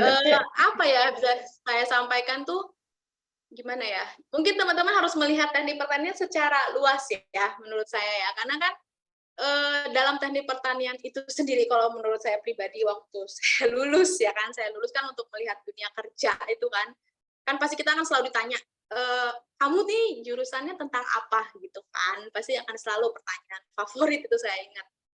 Karena tapi teman-teman harus melihat secara luas dalam artian jika teman-teman itu mungkin berminat ke industri, teman-teman cocok untuk ngambil di pasca panen. Ya, karena untuk dasar-dasarnya yang saya tadi sebutkan tadi, untuk jangan sampai merasa minder ketika teman-teman, saya bukan dari pangan. Asal aja teman-teman tahu ya, menurut saya pribadi sih, apa yang membuat saya bisa diterima di Mayora, mungkin salah satu hasil interview saya itu dengan FM, dulu tuh Energen itu punya produk namanya GoFruit. Nah, GoFruit itu produk Energen dicampur ada buah, dan buahnya itu dengan hasil dari proses freeze drying. Dan freeze drying itu ternyata itu suatu kebetulan banget karena itu freeze drying itu salah satu topik dari penelitian saya waktu saya skripsi. Dan itulah jadinya yang mungkin membuka bata usernya, oh jurusan kita itu tidak berbeda jauh banget untuk dengan pangan, hanya saja kita tidak lebih dalam lagi. Ada mungkin yang kita tidak pelajari untuk anak pangan, contoh kayak ISO. Biasanya untuk industri itu akan lebih memilihnya teknologi pangan, tapi kan untuk teknik pertanian sendiri kita akan mirip dengan jurusan lain di luarnya seperti THP, TPHP, teknik biosistem itu mirip. Menurut saya itu sih. Terus melihat secara garis besarnya ya itu karena kalau untuk pasca panen sendiri saya melihatnya lebih ke food engineering, ibaratnya di mata kuliah yang ada situ, yang ada sekarang, yang dulu waktu saya pernah dapat di kampus itu cenderung lebih sedikit ada teknik industrinya, ada teknik kimianya, ada untuk teknik pangannya ada. Jadi nggak bisa kita bilang, kan pasti kalau untuk kualifikasi pasti akan ada mencarinya biasanya pangan, biologi ya kan. Tapi tetap aja teman-teman bisa dengan pede menjelaskan kami itu bukan orang-orang di luar akan lebih banyak berpikir kita itu pertanian, tapi bukan, kita lebih tentang food processing yang berhubungan relate sekali dengan proses produksi. Dan teman-teman tenang aja, jangan sampai berpikir kita nggak expert dalam bekerja itu, tidak perlu harus expert semua. Yang penting teman-teman menguasai dasar, karena hal dasar itu akan menjadi menjadi dasarnya kalian ketika misalnya kita dalam hal problem solving. Karena problem solving itu ketika kita tahu dasarnya, kita akan tahu, oh misalnya nih evap, kenapa tidak semaksimal? Mungkin vakumnya yang nggak dapet, mungkin kondensornya. Itu bisa di situ, ataupun produknya mungkin, atau mungkin bricks-nya atau kentalannya terlalu tinggi sehingga evapnya nggak sanggup, bisa kayak gitu. Nggak murni semua yang dulu yang kasarnya harus anak pangan banget, nggak. Itu bisa kita bantu jelaskan ketika SR meng-hire kita. Dan satu hal lagi yang pengen saya sampaikan adalah teman-teman harus berbangga hati, teman-teman itu jurusan teknik pertanian dari Unpad. Jujur itu sangat membantu. Karena ketika kita kerja, alma mater itu pun akan membantu. Saya sering kok ketika dulu nyari kerja, sering kasarnya saingan saya tuh kadang universitas kayak sekelas ITB, GM, itu udah biasa sama IPB. Itu jangan pernah berkecil hati untuk itu, walaupun kita teknik pertanian, tapi kita masih tertolong untuk kita berada pada naungan 4. Itu lumayan membantu, karena kalau misalnya perhatikan aja nanti kalau misalkan nyari kerja akan ada mencari speknya kerja itu terkait lulusan dari universitas terkemuka, dan Unpad tuh ada salah satu di antara itu sih. Pasti tadi semua sudah memberikan penyemangat untuk semuanya. Iya Bu. Gimana Sinta? Iya Ibu, mungkin saya juga kalau misalnya setiap melihat di sosial media gitu ya Bu, pasti ya kalau tidak di teknologi pangan, di teknik kimia atau teknik industri begitu. Jadi saya kira mungkin dari saya pribadi dari teknik pertanian apakah tidak bisa mendaftar atau tidak, saya kira tidak bisa gitu. Gitu. Karena di sini Tadi pun tuh saya jadi banyak itu loh, Cynthia ya. Di sini saya ya. banyak juga kok belajar terkait teknik industri. Malah saya jadi lebih banyak lotan untuk ilmu-ilmu teknik industri. Karena kalau teman dirimu nanya juga ke teman-teman, mungkin punya teman di jurusan teknik industri atau teknik kimia, kalian tanya aja, mata kuliahnya nggak akan terlalu beda jauh-jauh. Mereka juga belajar heat exchanger, belajar juga evaporasi, sistem transfer, seperti itu sih. Tapi memang ada yang kita nggak pelajari. Maksudnya, jangan pernah merasa, rendah diri lah. Pede aja. Baik, Teh. Terima kasih banyak, Teh. Ya, sama-sama. Oke, terima kasih. Barangkali teman-teman yang lainnya juga mulai ini ya, pengen bertanya hal-hal yang terkait dengan tadi, atau boleh yang tentang materi mixing, dipersilakan. Ayo. Kita harus dipanggil namanya dulu baru bertanya. Mungkin yang satu device 2 orang tadi ya, kayaknya di Husni tadi ada Iqbal sama Husni ya. Kalau enggak, silahkan bertanya di antara kalian berdua. Halo? Oh, ada dulu, ada Anissa Puspa dulu. Oke, yang Husni sama Iqbal tadi ya, yang satu device, nanti next berikutnya. Silahkan Anissa Puspa, boleh on mic atau on cam juga boleh, supaya lebih jelas lagi. Izin bertanya untuk Ibu Ya, praktisi, untuk di Mayora sendiri jenis blade yang sering dipakai itu jenis tipe yang mana ya, Bu? Terima kasih. oke. Di Mayora sendiri tergantung produknya. Kalau yang saya pernah lihat itu untuk helical ada, helical itu saya sepertinya sering lihat ya untuk di screw juga dipasang untuk tipe helical. Kemudian yang agitator untuk di factory saya tuh agitator dan juga ada yang propeller sih. Untuk pedal sama turbin saya jarang melihatnya. Malah kalau untuk turbo mixer kayaknya lebih ke helical. Bagaimana, Anissa? Itu sih. Kenapa kalau saya kan agitator seperti yang tadi saya jelasin, kalau yang agitator kan karena kami kan bricks-nya atau kantalannya kan 30 bricks 30 sampai 35 dan itu butuh untuk supaya dia tetap tercampur dengan baik. Itu sih. Teman-teman kalau ngebayangin glukos tuh ibaratnya tepung tapioka atau aci mungkin dia kalau di warung itu dicampur sama air. Susah kan ngaininnya Jadi kental ya. supaya dia bisa tetap cair ya kan? Nah, kayak gitu. Baik, gimana Anissa Puspo? Ada lagi yang ingin ditanyakan ke Teh Irma? Cukup dulu, Bu, dari saya buat Oke, pertanyaannya. oke, terima kasih Anissa Puspo. Lanjut mungkin tadi yang saya request dari Husni dan Iqbal tadi ya, yang satu device. Oh, sudah 2 device sekarang. Supaya nggak disuruh, jadi pindah ya device-nya ya. Tadi saya lihat masih barengan ya. Oke, silakan boleh Iqbal, boleh Husni. Barangkali ada yang mau ditanyakan ke Teh Irma. Siapa dulu ya? On mic aja atau raise hand? Masih belum ada, Bu. Oh, masih belum ada. Oh, Iqbal masih belum ada. Husni? Bu, dari tadi mikir mau nanya apa Mbak Iqbal, tapi masih belum ada yang ditanyain. Oke, oke. Ya, barangkali teman-teman yang lain boleh. Oke, kalau belum, saya coba lanjut lagi bertanya ke Kak Irma ya. Kak Irma, Iya. karena kan pencampuran ini merupakan proses yang kritis ya. Artinya kalau salah campur ini kan kalau di industri bisa Di reject, gawat Bu. gitu ya.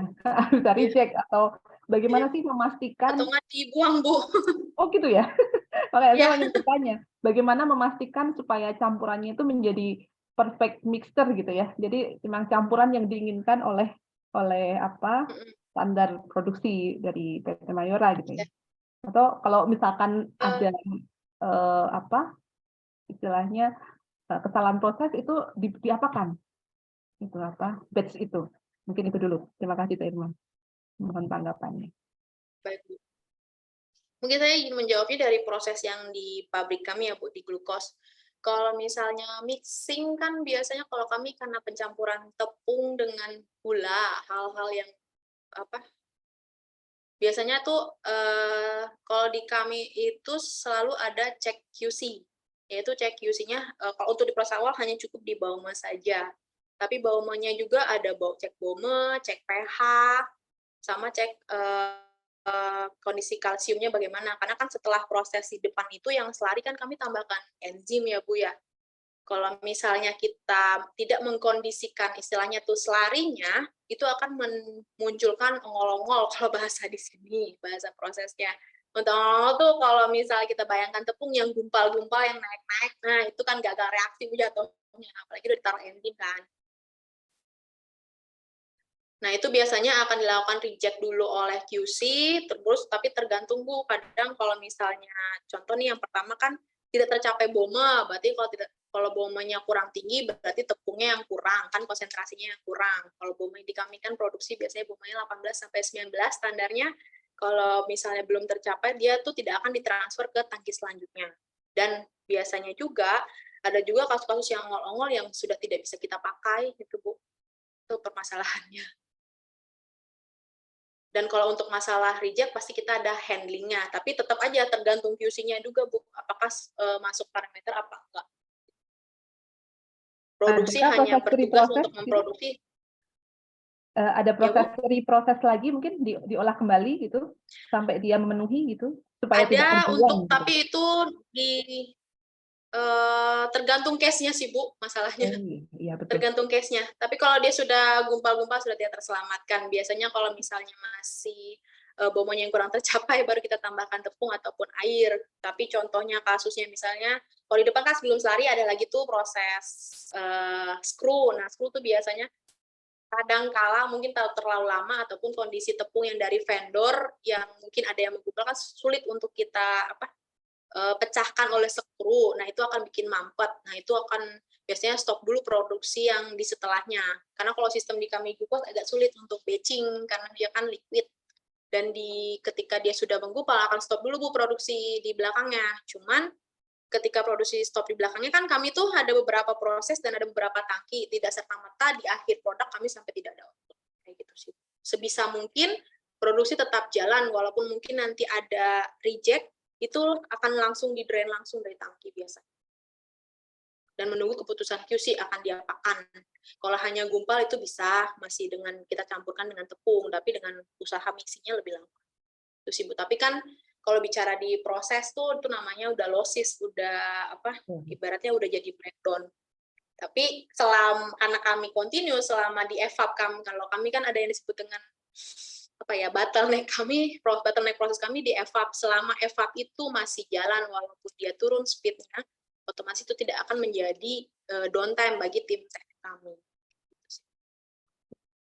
Baik, terima kasih Teh Irma. Jadi ada bayangan ya bahwa apa yang disampaikan di kuliah itu kan parsial gitu ya, mungkin mixing saja. Ya, kita nggak bisa bicara mixing aja Bu. Kalau di industri itu ngefek kemana-mana gitu ya. Kalau ada delay gitu ya di satu proses, ya, betul, Bu. yang lain dan itu menyebabkan tidak tercapai output, berarti kan betul. Kitanya kan juga bekerja based on output soalnya kalau industri. Ya betul, iya. Oke, terima kasih. Mungkin ada dulu pertanyaan dari mahasiswa. Benedik barangkali, Fauzan, Ikram, atau yang lainnya boleh.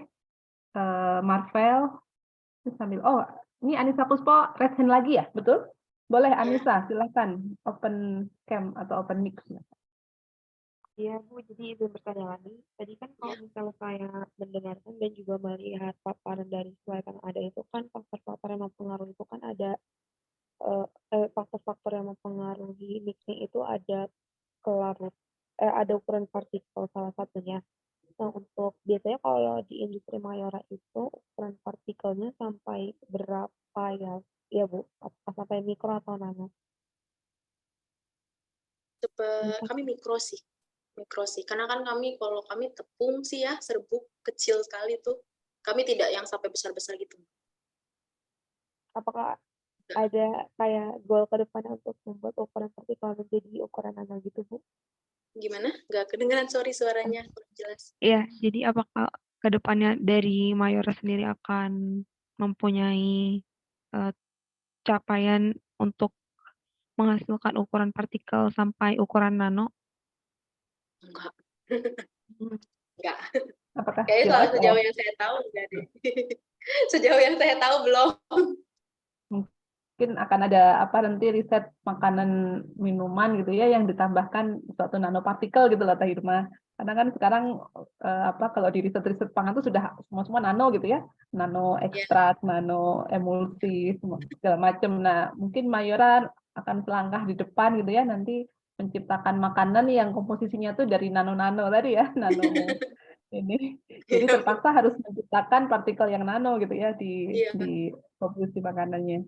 Belum ya, mungkin saat ini. Belum. Sejauh yang saya Belum, tahu belum. Anissa. Takutnya saya nggak ini. Berarti harus bikin pabrik baru nggak lagi Mayoranya ya kalau mau iya. Terima kasih Anissa Puspo. Oke, ada lagi Iya. masih pertanyaan selanjutnya Anissa? Cukup pertanyaannya. Oh, cukup ya. Oke, boleh. Kita berikan kesempatan yang lain dulu. Terima kasih Anissa. Oke, yang lain silahkan. Karena kuliah praktisi ini sesuai dengan arahan dari Kemendikbud itu selama 2 jam. Jadi boleh juga pertanyaan tadi terkait dengan materi, juga boleh sharing gitu ya terkait mungkin pengalamannya Pak Irma gitu ya. Tadi sudah diceritakan banyak apa tahapan Pak Irma meniti karir di Mayora ya, start dari MD program. Ada lagi mungkin dari mahasiswa? Campur mencampur nih sebenarnya kalau dibilang mudah ya mudah gitu ya, tapi ternyata mungkin banyak hal ya selain tadi yang sudah disebutkan ukuran partikel, kemudian Jenis aliran. alirannya, kemudian mungkin urutannya juga ya Teh Irma ya, urutannya kalau salah Iya, urutannya Bu. Kalau salah juga sulit. ya salah atau kelewatan gitu ya mungkin Iya. kemudian Kalau saya siklositasnya kan mungkin kalau yang di mana kita dulu. tuh ini Bu kayak kalau masalah urutan, misalnya kan sebelum masuk ke proses liquefaction tadi kan urutannya kan start dulu campur air, kalau udah tercampur merata baru kita pengkondisian pH pakai soda as, bisa juga juga setelah di liquefaction kan ada nambahin enzim. Nah, enzim itu punya MSDS yang dia punya spek tertentu bahwa dia kondisi larutannya harus dikondisikan di kalsiumnya sampai 5 ppm. Nah, berarti kan harus ada cek dulu kan Bu sebelum masuk dia penambahan enzim, itu juga mempengaruhi. Kebayang kalau misalnya kita masukin enzim dulu baru kalsiumnya, gimana ceritanya kalsiumnya? Gimana ceritanya enzimnya bisa bekerja dengan maksimal kalau misalnya larutannya aja belum kita kondisikan dengan baik. Itu sih. Dan itu aja enzim kan kalau dulu di glukos sendiri kami pakai 3 macam itu kan tergantung jenis produk yang pengen kita hasilkan. Sih. Enzimnya bisa disebutkan apa Teh Irma? Enzim alfa amilase, beta amilase, sama amilase? glucoamilase. Oke, jadi untuk ini ya reaksi-reaksi tadi ya. Betul. Kalau misalkan ini terkait kan sekarang juga banyak tren untuk mengkonsumsi makanan-makanan low sugar ya atau rendah gula. Sementara Teh Irma di divisi yang penghasil gula nih, glukos ini. Betul, Bu. Gimana ini? Apakah ada next step tapi selama industri pangan masih berkembang, kayaknya gula itu merupakan salah satu bahan yang ada gitu ya, maksudnya digunakan untuk menciptakan rasa, mungkin juga untuk membentuk suatu tekstur yang diinginkan, atau mungkin bagaimana nih mensikapi itu? Apakah akan meng-create produk glukosa tapi yang zero kalori atau seperti apa? Apakah next-nya seperti itu? Sepertinya akan sulit Bu itu. Oh gitu ya. Jadi memang karena ini tidak glukos tergantikan sendiri ya, kan artinya selalu ada konsumennya ini. Dia ada kadar kemanisannya kan Bu sebenarnya. Kalau misalnya tadi di company profile kan di share produk kami ada DE22, 36, 64. Nah, sebenarnya semakin tinggi DE-nya, dia semakin manis. Itu. Jadi semakin kandungan gulanya lumayan. Kalau misalkan ada permintaan tadi ya yang untuk produk-produk makanan tadi kalorinya rendah itu akan mungkin ada gitu ya satu unit line produksi yang DE-nya rendah gitu, atau mungkin lebih secara ekonomi di cost di produksinya itu lebih menguntungkan kalau DE-nya tinggi, atau mungkin konsumennya lebih prefer yang mana sih Teh Irma, kalau yang membeli Kalau yang di customer, Mayora itu kalau untuk di pakaiannya yang Mayo, mana? untuk di Yang DE-nya kalau tinggi? kalau di saya itu masih paling banyak itu produksi untuk yang DE rendah, Bu. Yang DE 22 itu untuk creamer. Kalau teman-teman mungkin Ibu pernah dengar kalau kayak kopi, ya kan? Primer Kopi ya? itu pasti ada kandungan creamernya. Itu terdiri dari glukos. Salah satunya glukos. Tapi kan kalau kita bilang rendah kalori, kalau misalnya kita bicara end product, kita tinggal lihat di memang seperti yang kita tahu tuh, lihat di ingredients-nya. Biasanya kadar glukosanya kan diatur tuh berapa. Gitu sih. Oke. Jadi masih Karena untuk mostly DE rendah saya kurang tahu deh. Seingat saya tuh untuk itu yang paling banyak adalah penggunaan untuk creamer, dan produksi glukos sendiri di Indonesia itu hanya beberapa pabrik yang ada. ya, ya. Tidak sebanyak itu. Makanya untuk Mayora kenapa kasarnya waktu 2014 mereka akhirnya memproduksi glukos sendiri, karena untuk di Indonesia itu sedikit sekali orang yang produksi glukos, pabrik yang produksi glukos, dan kami tidak jual keluar. Karena untuk kebutuhan sendiri, untuk pabrik kopi kami sendiri kan kami sudah ada pabrik kopi itu dua pabrik, Bu. Satu di Tangerang, satu di arah Balaraja, arah Serang sana. Dan itu pun ya glukos kami hanya untuk produksi kami sendiri, dan glukos kami itu kami berani klaim bahwa glukos kami itu glukos yang terbaik. Kenapa? Karena warna glukos yang kami dapat itu dulu tuh sebelum ada glukos di 2014, Mayora itu selalu membeli glukos dari luar. Dan itu warnanya itu agak kuning. Glukos yang baik itu yang agak dia tuh bening, jernih kayak air. Dan kuning itu sudah terjadi ini apa, biasanya kan kalau glukos itu juga rentan terhadap panas dan tidak bisa disimpan lama-lama. Kalau makin disimpan lama dia malah makin kuning. Memang bisa kalau kita bikin dia makin jernih, yaitu ya dengan tadi yang saya sampaikan, penambahan karbon lumayan. Cuman kan jika kita menambahkan karbon lagi lebih bagus warnanya. Tapi kan standar kami hanya APA 45. Kalau misalnya lebih bagus lagi ya oke sih, cuman secara cost produksinya lebih mahal. Dan kami tahun ini lebih lagi men-challenge diri dari Desember akhirnya baru bisa tercapai. Sebelumnya kami kalau pakai terkait RM ya, bukan untuk RM utama kami starch, yaitu tepung. Itu bisa pakai tapioka, corn, sagu, dan itu kan memiliki kandungan pati masing-masing. Start konten tertinggi itu kan di tapioka, tapi selama ini kami pakai yang corn karena corn itu paling murah harganya, bisa beda 1.000 sampai 2.000 per kilo. Cuman karena tiba-tiba kondisi di luar itu untuk corn itu kurang tercukupi, akhirnya kami di Glukos men-challenge diri memakai tapioka starch. Memang secara start kontennya lebih banyak, otomatis outputnya akan lebih banyak, hanya saja untuk perlakuan di prosesnya lebih sulit dibanding untuk corn. Itu dia. Jadinya gimana dari Desember tuh kami melakukan trial, gimana caranya supaya harga dari glukos ini sendiri jika pakai corn dan tapioka itu berbeda sedikit. Dan terakhirnya yaitu karena kan kalau tapioka perkara utamanya, kalau boleh saya cerita tuh, kalau corn itu, kalau tapioka tuh rentan sekali panas, sementara kami pasti ada pemanasan karena untuk inaktivasi enzim dan untuk untuk aktivasi enzimnya kami pakai steam, pakai panas, nggak kayak jet cooker. Dan untuk corn sendiri dia karakteristiknya kuat panas gitu. Kalau misalnya mungkin saya lupa ada tabelnya tuh Bu, untuk corn itu contohnya corn itu tahan di suhu berapa, tapioka suhu berapa, dan kenapa dibilang tapioka tidak tahan suhu panas, yaitu dilihat dari titik gelatinase-nya. Kalau tapioka, kalau dari literatur kan 52 sampai 60-an tuh udah gelatinase, tapi kalau corn tuh seingat saya 55 baru dia gelatinase.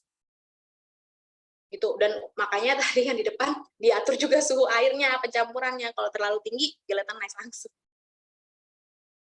Itu sih Bu. Terima kasih Teh Irma ya pencerahannya, karena biasanya yang kami lakukan kan masih parsial gitu ya, tapi kalau sudah di industri itu memang dari awal. Kalau boleh tahu nih raw materialnya tadi ya, tapioka starch atau corn starch-nya itu dari ladang Mayora sendiri atau mungkin dari petani? Enggak, itu dari kita mana beli. itu? Kita beli itu kalau itu.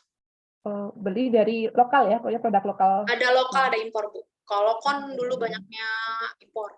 Kalau sekarang lagi lokal karena lagi murah di lokal. Oh gitu. Iya. Karena kalau bisa ya yang lokal lah ya, biar ini. Ya, kalau yang kami produksi sendiri biasanya kayak kopi Bu, itu produksi sendiri itu di Lampung, tapi itu juga tidak terlalu banyak karena tidak bisa mencukupi skala produksi dari petani di Lampung tuh kalau ini. Tapi kalau tadi Ibu bilang tapioka, seingat saya Mayora itu bikin tapioka juga Bu, pabrik tapioka ada di Makassar dan itu dari singkong dari petani. Cuman kondisinya di Makassar kadangan karena tapioka mungkin musiman atau bagaimana ya, kalau misalnya lagi banyak dari petani baru produksi dia tapioka starchnya. Tapi itu ngambil tapioka dari petani. Ya, baik, terima kasih. Jadi ini ya di atau mungkin ke depannya mungkin bisa ini ya tetap menaikkan produk lokal. Nah, Mayora bisa full 100% itu bahannya lokal gitu kan akan mengurangi ketergantungan kita ke impor gitu ya. Kalau tadi saya dengar Ya. ternyata untuk yang DE22 creamer itu mungkin di perusahaan lain berarti itu ekspor kali ya, impor kali ya. Kalau Mayora sendiri aja merasa baru cukup untuk pabriknya sendiri gitu ya. Iya, Sementara Bu. mungkin Karena pesaing-pesaing kita di support luar untuk gitu ya. candy kan, Bu. Ya, Iya. di pabrik-pabrik yang lain di luar Mayora mungkin berarti kurang lebih mungkin sama ya memproduksi glukos tapi untuk kebutuhan pabriknya sendiri gitu ya. Atau mungkin Iya. kalau tidak ada berarti itu dipastikan impor. Bahkan di kita tuh garam aja impor gitu ya. Yang Iya, kecil Bu. tadi Itu apa gandum namanya, Bu? impor. Nah, gula apakah Kelemahannya impor juga ini? apa, Glukos, Bu? gula dan turunannya apakah impor juga gitu ya sebelum-sebelumnya Ada gitu. yang lokal, ada yang impor, Bu. Ada yang lokal, ada impor. Cuman kan kalau tapioka kami kan kasarnya kalau 80% RM kami tapioka. 80% itu starch. Dibandingkan RM lain itu kecil, Bu. Dan kenapa mungkin saya bilang kalau untuk kayak kopi sama singkong kenapa sedikit sekali dari lokal, kebalik lagi Bu, mungkin itu masalahnya kendalanya sama saja Bu. Misalnya dari petani itu Bu kadang mengirimkan yang seperti yang pernah saya dengar mungkin dari atasan-atasan saya tuh bilangnya dari Pak petani coba untuk kopi mengirimkannya mereka tidak kurang teredukasi terkait grading, sortasi dan kami punya kalau Mayora itu punya Bu pabrik bukan kopi, pabrik biji kopi di Lampung. Jadi itu tugasnya hanya mensortir dan grading kopi dari petani. Nah, itu PR sekali karena dari petani Bu, ya itulah tugas kita tadi ya Bu ya, mengedukasi ya gimana caranya untuk menaikkan harga beli kasih produk yang sudah disortasi dan grading yang baik dan tapioka pun kayak gitu. Dari tapioka yang di sana udah susah musimnya juga kan Bu ya mungkin ya di sana. Dan datangnya pun seperti itu dan kondisinya mohon maaf kata ya asal-asalan gitu Bu. Jadi susah untuk kita memenuhi untuk kebutuhan industri yang harus cepat tapi harus kondisinya baik kayak gitu. Continuous ya mungkin ya ada terus gitu kan Ya, karena kontinunya kalau susah nggak kan Bu. continuous susah ya kalau Ya. pertanian itu ya menjadi satu problem gitu ya. Ada bahannya tapi nggak continue gitu besok lagi nggak ada. Wah ini Ya, menjadi Mayora juga punya Bu kalau untuk tepung terigu kita punya tapi di pabriknya di mana ya? Jayanti saya ada tuh. Kayak kalau Indofood punya Bogasari kan Bu, kalau Mayora juga punya tapi tetap untuk pakai sendiri. untuk pakai sendiri ya. Makanya Ya, saya belum pernah biasanya tidak menemukan dijual untuk terigu keluar. Mayora ya. Tapi kalau Ada biskuit tepung terigu semua Mayora ada. Lupa saya namanya apa Bu. jadi untuk supply industri biskuitnya ya, biskuit cookiesnya Mayora ya. Tidak Ya, untuk ya, jual terigu. end produk di luar. Oke, oke. Wah, ini informasi nanti Mayora akan berkiprah kemana lagi nih ya? Sudah terigu iya, gula iya, apalagi nanti ke depan. Oke. Ya, silakan. Banyak Barangkali Bu kalau ada Mayora pertanyaan. itu kan. Malah kami tuh kalau untuk kopi, sorry saya kalah bukan 2 Bu 3. Kami baru ada pabrik di Filipina, seingat saya kopi. Itu karenanya di Filipina itu laku sekali untuk produk Torabika Cappuccino dan Blanca. Kalau Blanca itu namanya Torabika Blanca itu kalau di sini setipe sama creamy latte. Nah, itu di Filipina. Cuman kalau untuk di Filipina yang membuat masalah kalau di Filipina itu RM-nya dari sini, Bu. Jadi di sana tinggal packing. Jadi ini kopi yang serbuk ya, bukan kopi yang instant drink itu bukan ya? Bukan. Kalau yang kalau yang di Filipina itu kopi hit yang buat kayak kopi hitam kayak gitu. Kopi cappuccino juga ada sih saya. Kalau cappuccino kan instan ya. Kalau kopi hitamnya kami juga ada yang jual udah dengan kopi, ada yang kopinya doang ada.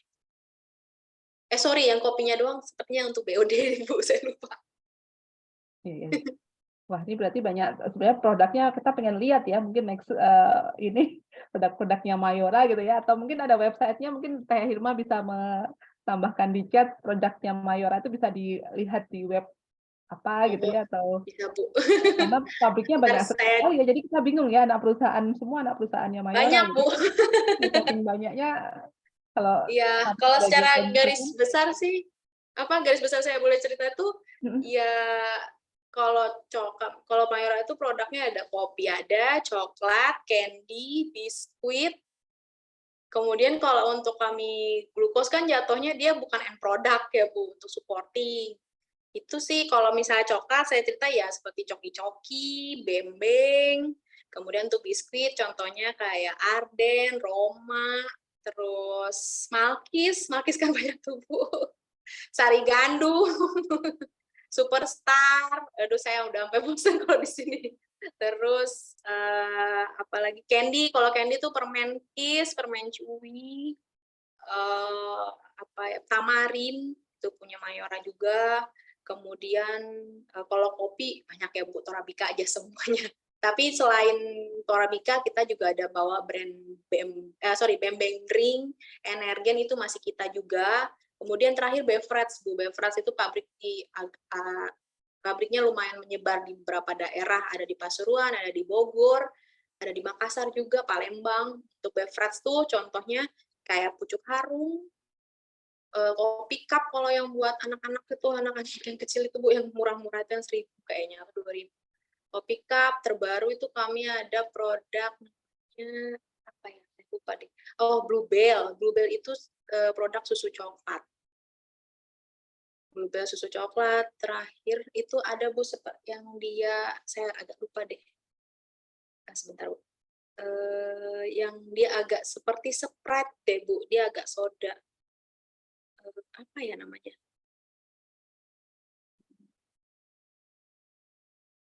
Saya lupa Bu. Nanti kalau saya ingat lagi. Iya, ingat Dia lagi. produk baru Bu. Oh, sama ini Bu. Oh, nipis madu namanya. Nggak tahu udah ada belum iklannya. Apa ini ya, nipis madu ini? Jamu atau Nipis apa? madu Bu. Jadi produknya tipenya kayak kalau diminum kayak soda tapi rasa asam-asam jeruk gitu. Segar sih Minuman kalau ya, saya. berarti ya, minuman instant drink gitu ya, minuman. Iya, ready to drink itu masuknya Ready kan. to drink, iya, RTD. Sama satu lagi yang susu Bu, seperti 7 kurma. Oh, 7 kurma ya, ini mulai menggeser si beer brand ya. Ya, Gitu. beer Oh, punyanya brand. Mayora ya? Iya, dari Oh, Mayora Bu. dari Mayora. Sama Gitu, ini Bu, tagline-nya. kita juga pernah mungkin ada iklannya tuh Gentle Gen, kita juga ada deterjen. Oh, ke arah deterjen juga. Gentle Gen tuh punya Mayora Bu. Terus satu lagi saya agak lupa. Mie Bu. Mie apa ya? Gelas, bakmi mewah, mie Oh. oven tuh punya Mayora. Ternyata ya, ini Mayora. Ya, ini kayaknya Bu Rosa ada raise hand. Mangga Bu Rosa, silahkan Bu Rosa. Ya, terima kasih. Saya punten ya, Iya Bu. saya close ya karena ini sinyalnya lagi jelek ini. Iya nggak apa-apa Bu. Irma, saya mau Iya bertanya Bu. terkait mungkin kalau pengadaan barang itu kan investasinya lama ya, speknya juga mungkin menggunakan spek yang sudah ada di alatnya gitu ya. Karena kan di kita itu materi-materi yang diberikan itu perhitungan-perhitungan itu terkadang terkait dengan alat ya, rancangan alat. Jadi kita menggunakan kebutuhan proses itu sesuai dengan rancangan alat yang kita gunakan. Sementara di industri itu kan make to order atau kita sudah ada gitu ya. Kan kalau make to order kan sesuai dengan pesanan. Kalau di industri itu umumnya alat yang diadakan itu harus tetap melakukan perhitungan speknya sehingga teori-teori yang terkait dengan perancangan alat teknik di kita tuh kan perhitungan untuk mixernya kan menggunakan rancangan alat gitu ya, berapa kekuatan agitatornya, berapa jumlah blade-nya kalau memang menggunakan blade gitu ya. Terus berapa kecepatannya, viskositasnya bagaimana, sehingga kita dapat merancang alat tersebut sesuai dengan proses yang kita lakukan. Apakah di dunia industri itu memang sangat diperlukan, sehingga teori ini benar-benar bisa menjadi nilai tambah nanti jika ada nanti pertanyaan terkait nanti wawancara ya. Bisa tidak kamu memahami proses missing?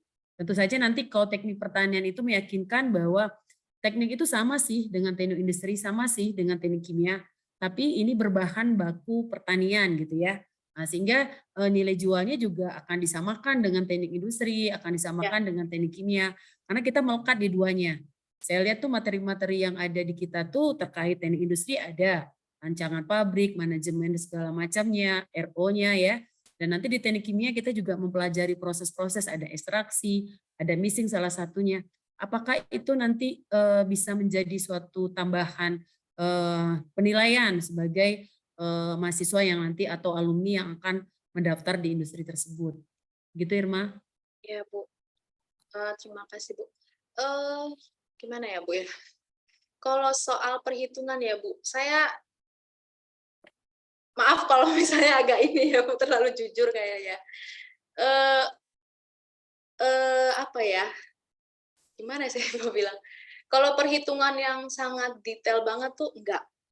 Kecuali kita itu berada dalam departemen yang kayak contohnya kayak sales engineer-nya mungkin ya, yang menjadi sales engineer pun juga tidak terlalu mengetahui itu perhitungannya mesinnya bagaimana. Biasanya tahu perhitungannya itu hanya mesin maker.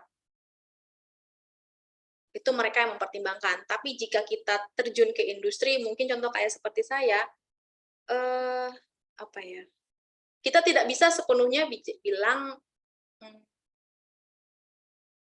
saat saya bilang mau screw conveyor kapasitas 400 ton gitu kan Bu, itu nggak bisa.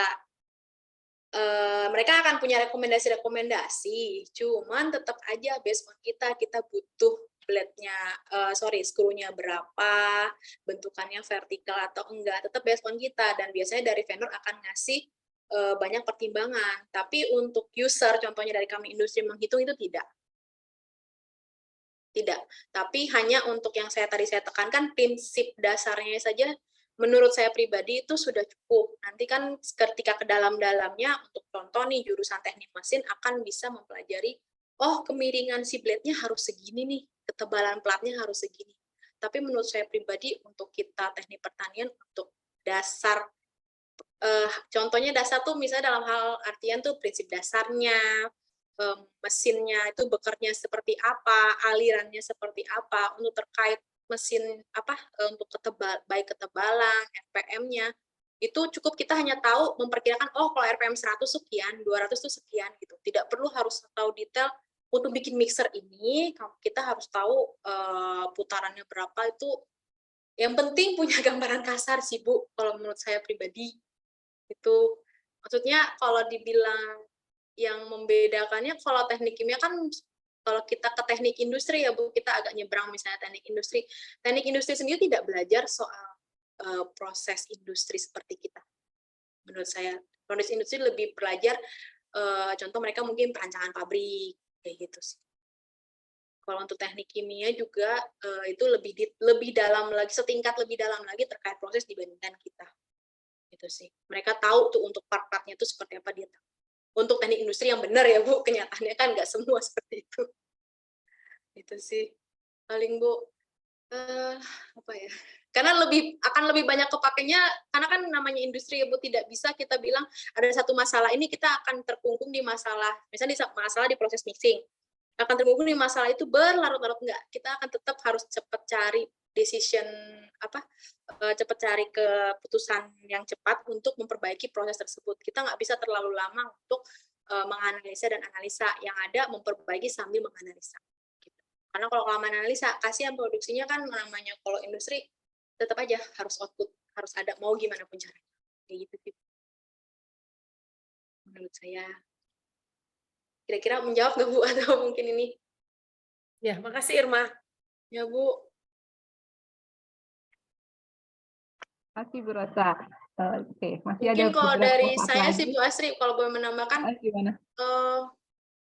jangan terlalu, kalau boleh saran sih, untuk perhitungan yang agak terlalu rumit mungkin bisa dikurangin Bu. Menurut saya. Tapi kayak ini loh Bu, gini-gini tuh apa, kadang rumus-rumus sederhana kayak waktu dulu SMA lah Bu, bukan kuliah, saya stokiometri dasar itu masih kepake Bu. Terus PVNRT itu masih kepake, ROMGH itu masih kepake Bu, yang standar, yang dasar. Cuman ya kayak ini aja Bu, kayak saya tim saya yang tahun lalu menang kami gold tuh. Kami itu kan improve-nya bagaimana reuse energi, ada air kondensat yang tertampung dengan sangat banyak, itu bisa dipakai kemana? Kami reuse kan Bu, tapi kan permasalahannya kondensat itu panas dan harus diapakan. Akhirnya kami harus dinginkan kan Bu, tapi tidak mungkin kami dinginkannya dicampur air lagi. Otomatis kalau campur air, tadinya kami mau reduce energi water, malah ngebuang air ke borosan karena mendinginkan kondensat. Akhirnya apa yang dilakukan? Ya itu, di kami ada pakai heat exchanger, tapi kami sistemnya yang flat heat exchanger. Gimana caranya? Ya diujilah. Kalau misalnya ada perhitungannya dari platnya itu kapasitas sekian, itu bisa menampung plat sampai 100. Tapi apakah sampai 100 kita harus pasang? Tentunya kita harus hitung perhitungan dulu, baru habis itu juga trial skala industri tadi. Itu sih yang menurut saya kan perhitungan platnya itu kan perhitungan sederhana juga Bu yang kami gunakan ketika waktu lomba improvement terakhir itu. Berapa perbandingan berapa air kondensat yang akan dialirkan dan harus berapa lama, dan suhu yang mau diturunkan berapa. Dari kan kondensat kalau di kami 55-an. 55 karena kami pakai evaporatornya 5 stack, itu suhu kondensatnya 55, kami turunkan hingga sampai 50. Itu kami dengan pakai alat yaitu flat heat exchanger. Tadinya itu ada yang tidak terpakai, kami pakai itu hampir 100 flat di situ dipakai supaya mampu mendinginkan. Gitu sih. Dan saya ingatnya saya dulu sampai nyari itu entah ke buku termodinamika apa gitu, saya nyari rumusnya itu untuk mencari platnya itu. Akhirnya saya nyarinya dapatnya pakai rumus sederhana dan itu bisa. Iya, terkait heat exchanger juga kemarin materi sebelumnya ya, sebelum ini Teh Irma, mahasiswa sudah dikenalkan tentang aplikasi pindah panas di industri gitu ya. Salah satu yang dipelajari adalah mengenai konsep yang unsteady state heat transfer, kemudian sama perhitungan ini untuk desain heat exchanger. Jadi concurrent, countercurrent gitu ya. Ya. Jadi memang ternyata dipakai ya sama Teh Irma di industri real. Jadi bagi yang kemarin masih belum memahami bisa di-review kembali ya materinya yang heat exchanger dari Ibu.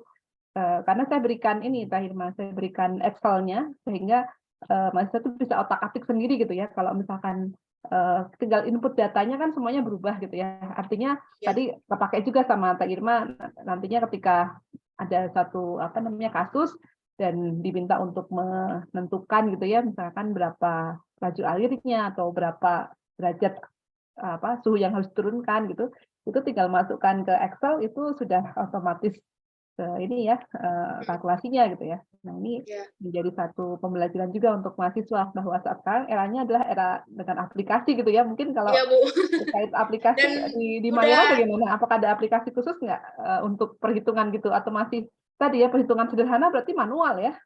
Ya, kita masih manual Bu.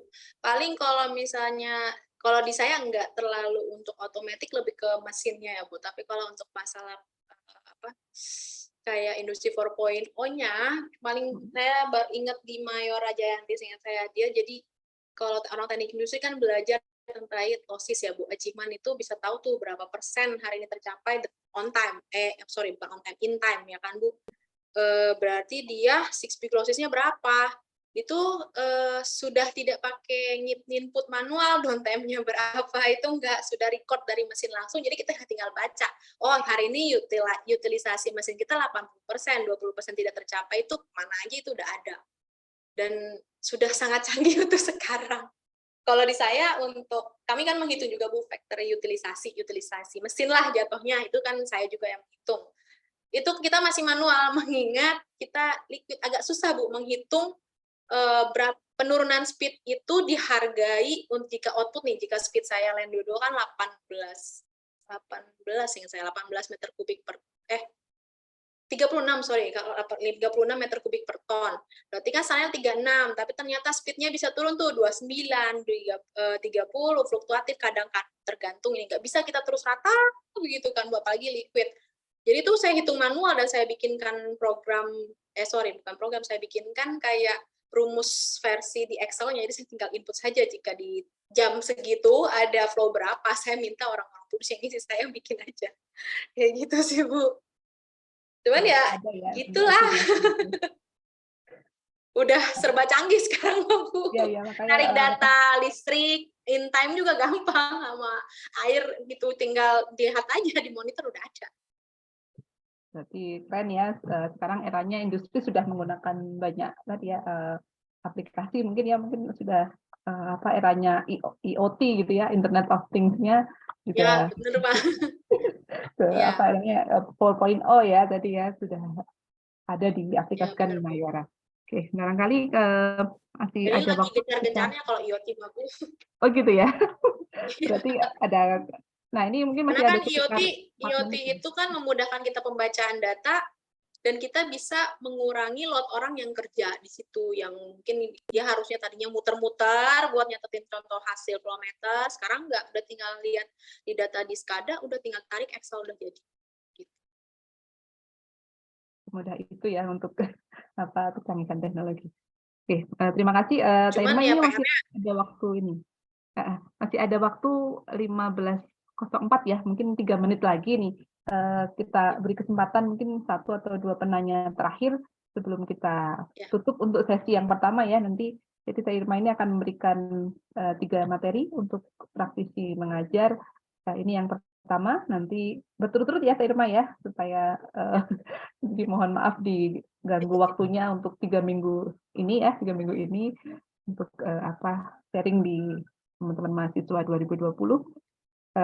Silahkan mungkin kesempatan akhir ya untuk tema mixing, dan kesempatan hari ini masih ada dari mahasiswa. Takutnya nanti ini ya, kalau tidak ditanyakan hari ini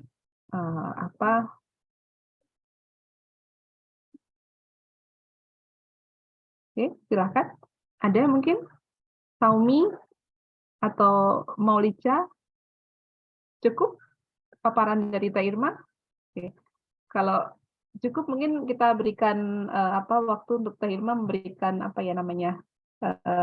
closing statement gitu ya untuk materi mixing ini gitu ya. Jadi dengan aplikasinya di Mayora, bagaimana keterkaitan aplikasi proses mixing untuk PT Mayora seluruhnya ya. Mungkin kalau khususnya di divisinya Teh Irma kan glukos.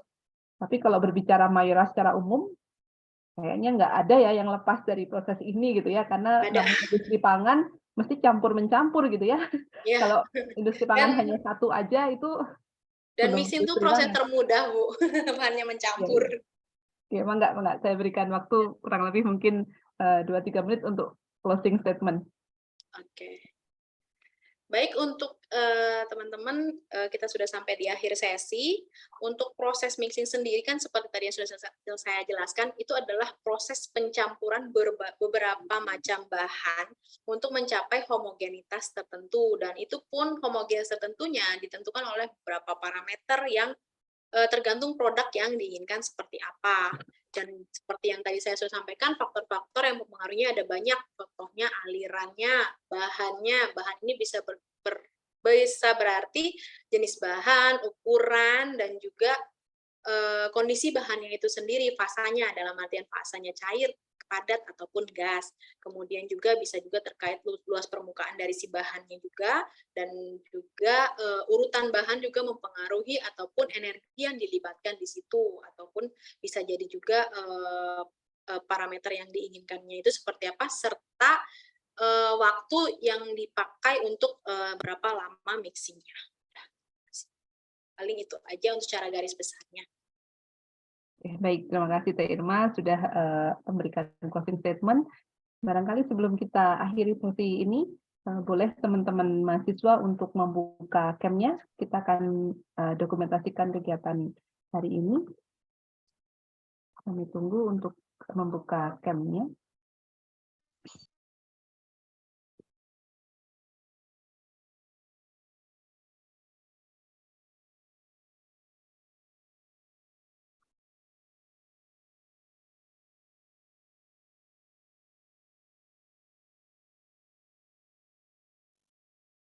Masih ada yang belum ya? Boleh. Trevina, Marvel.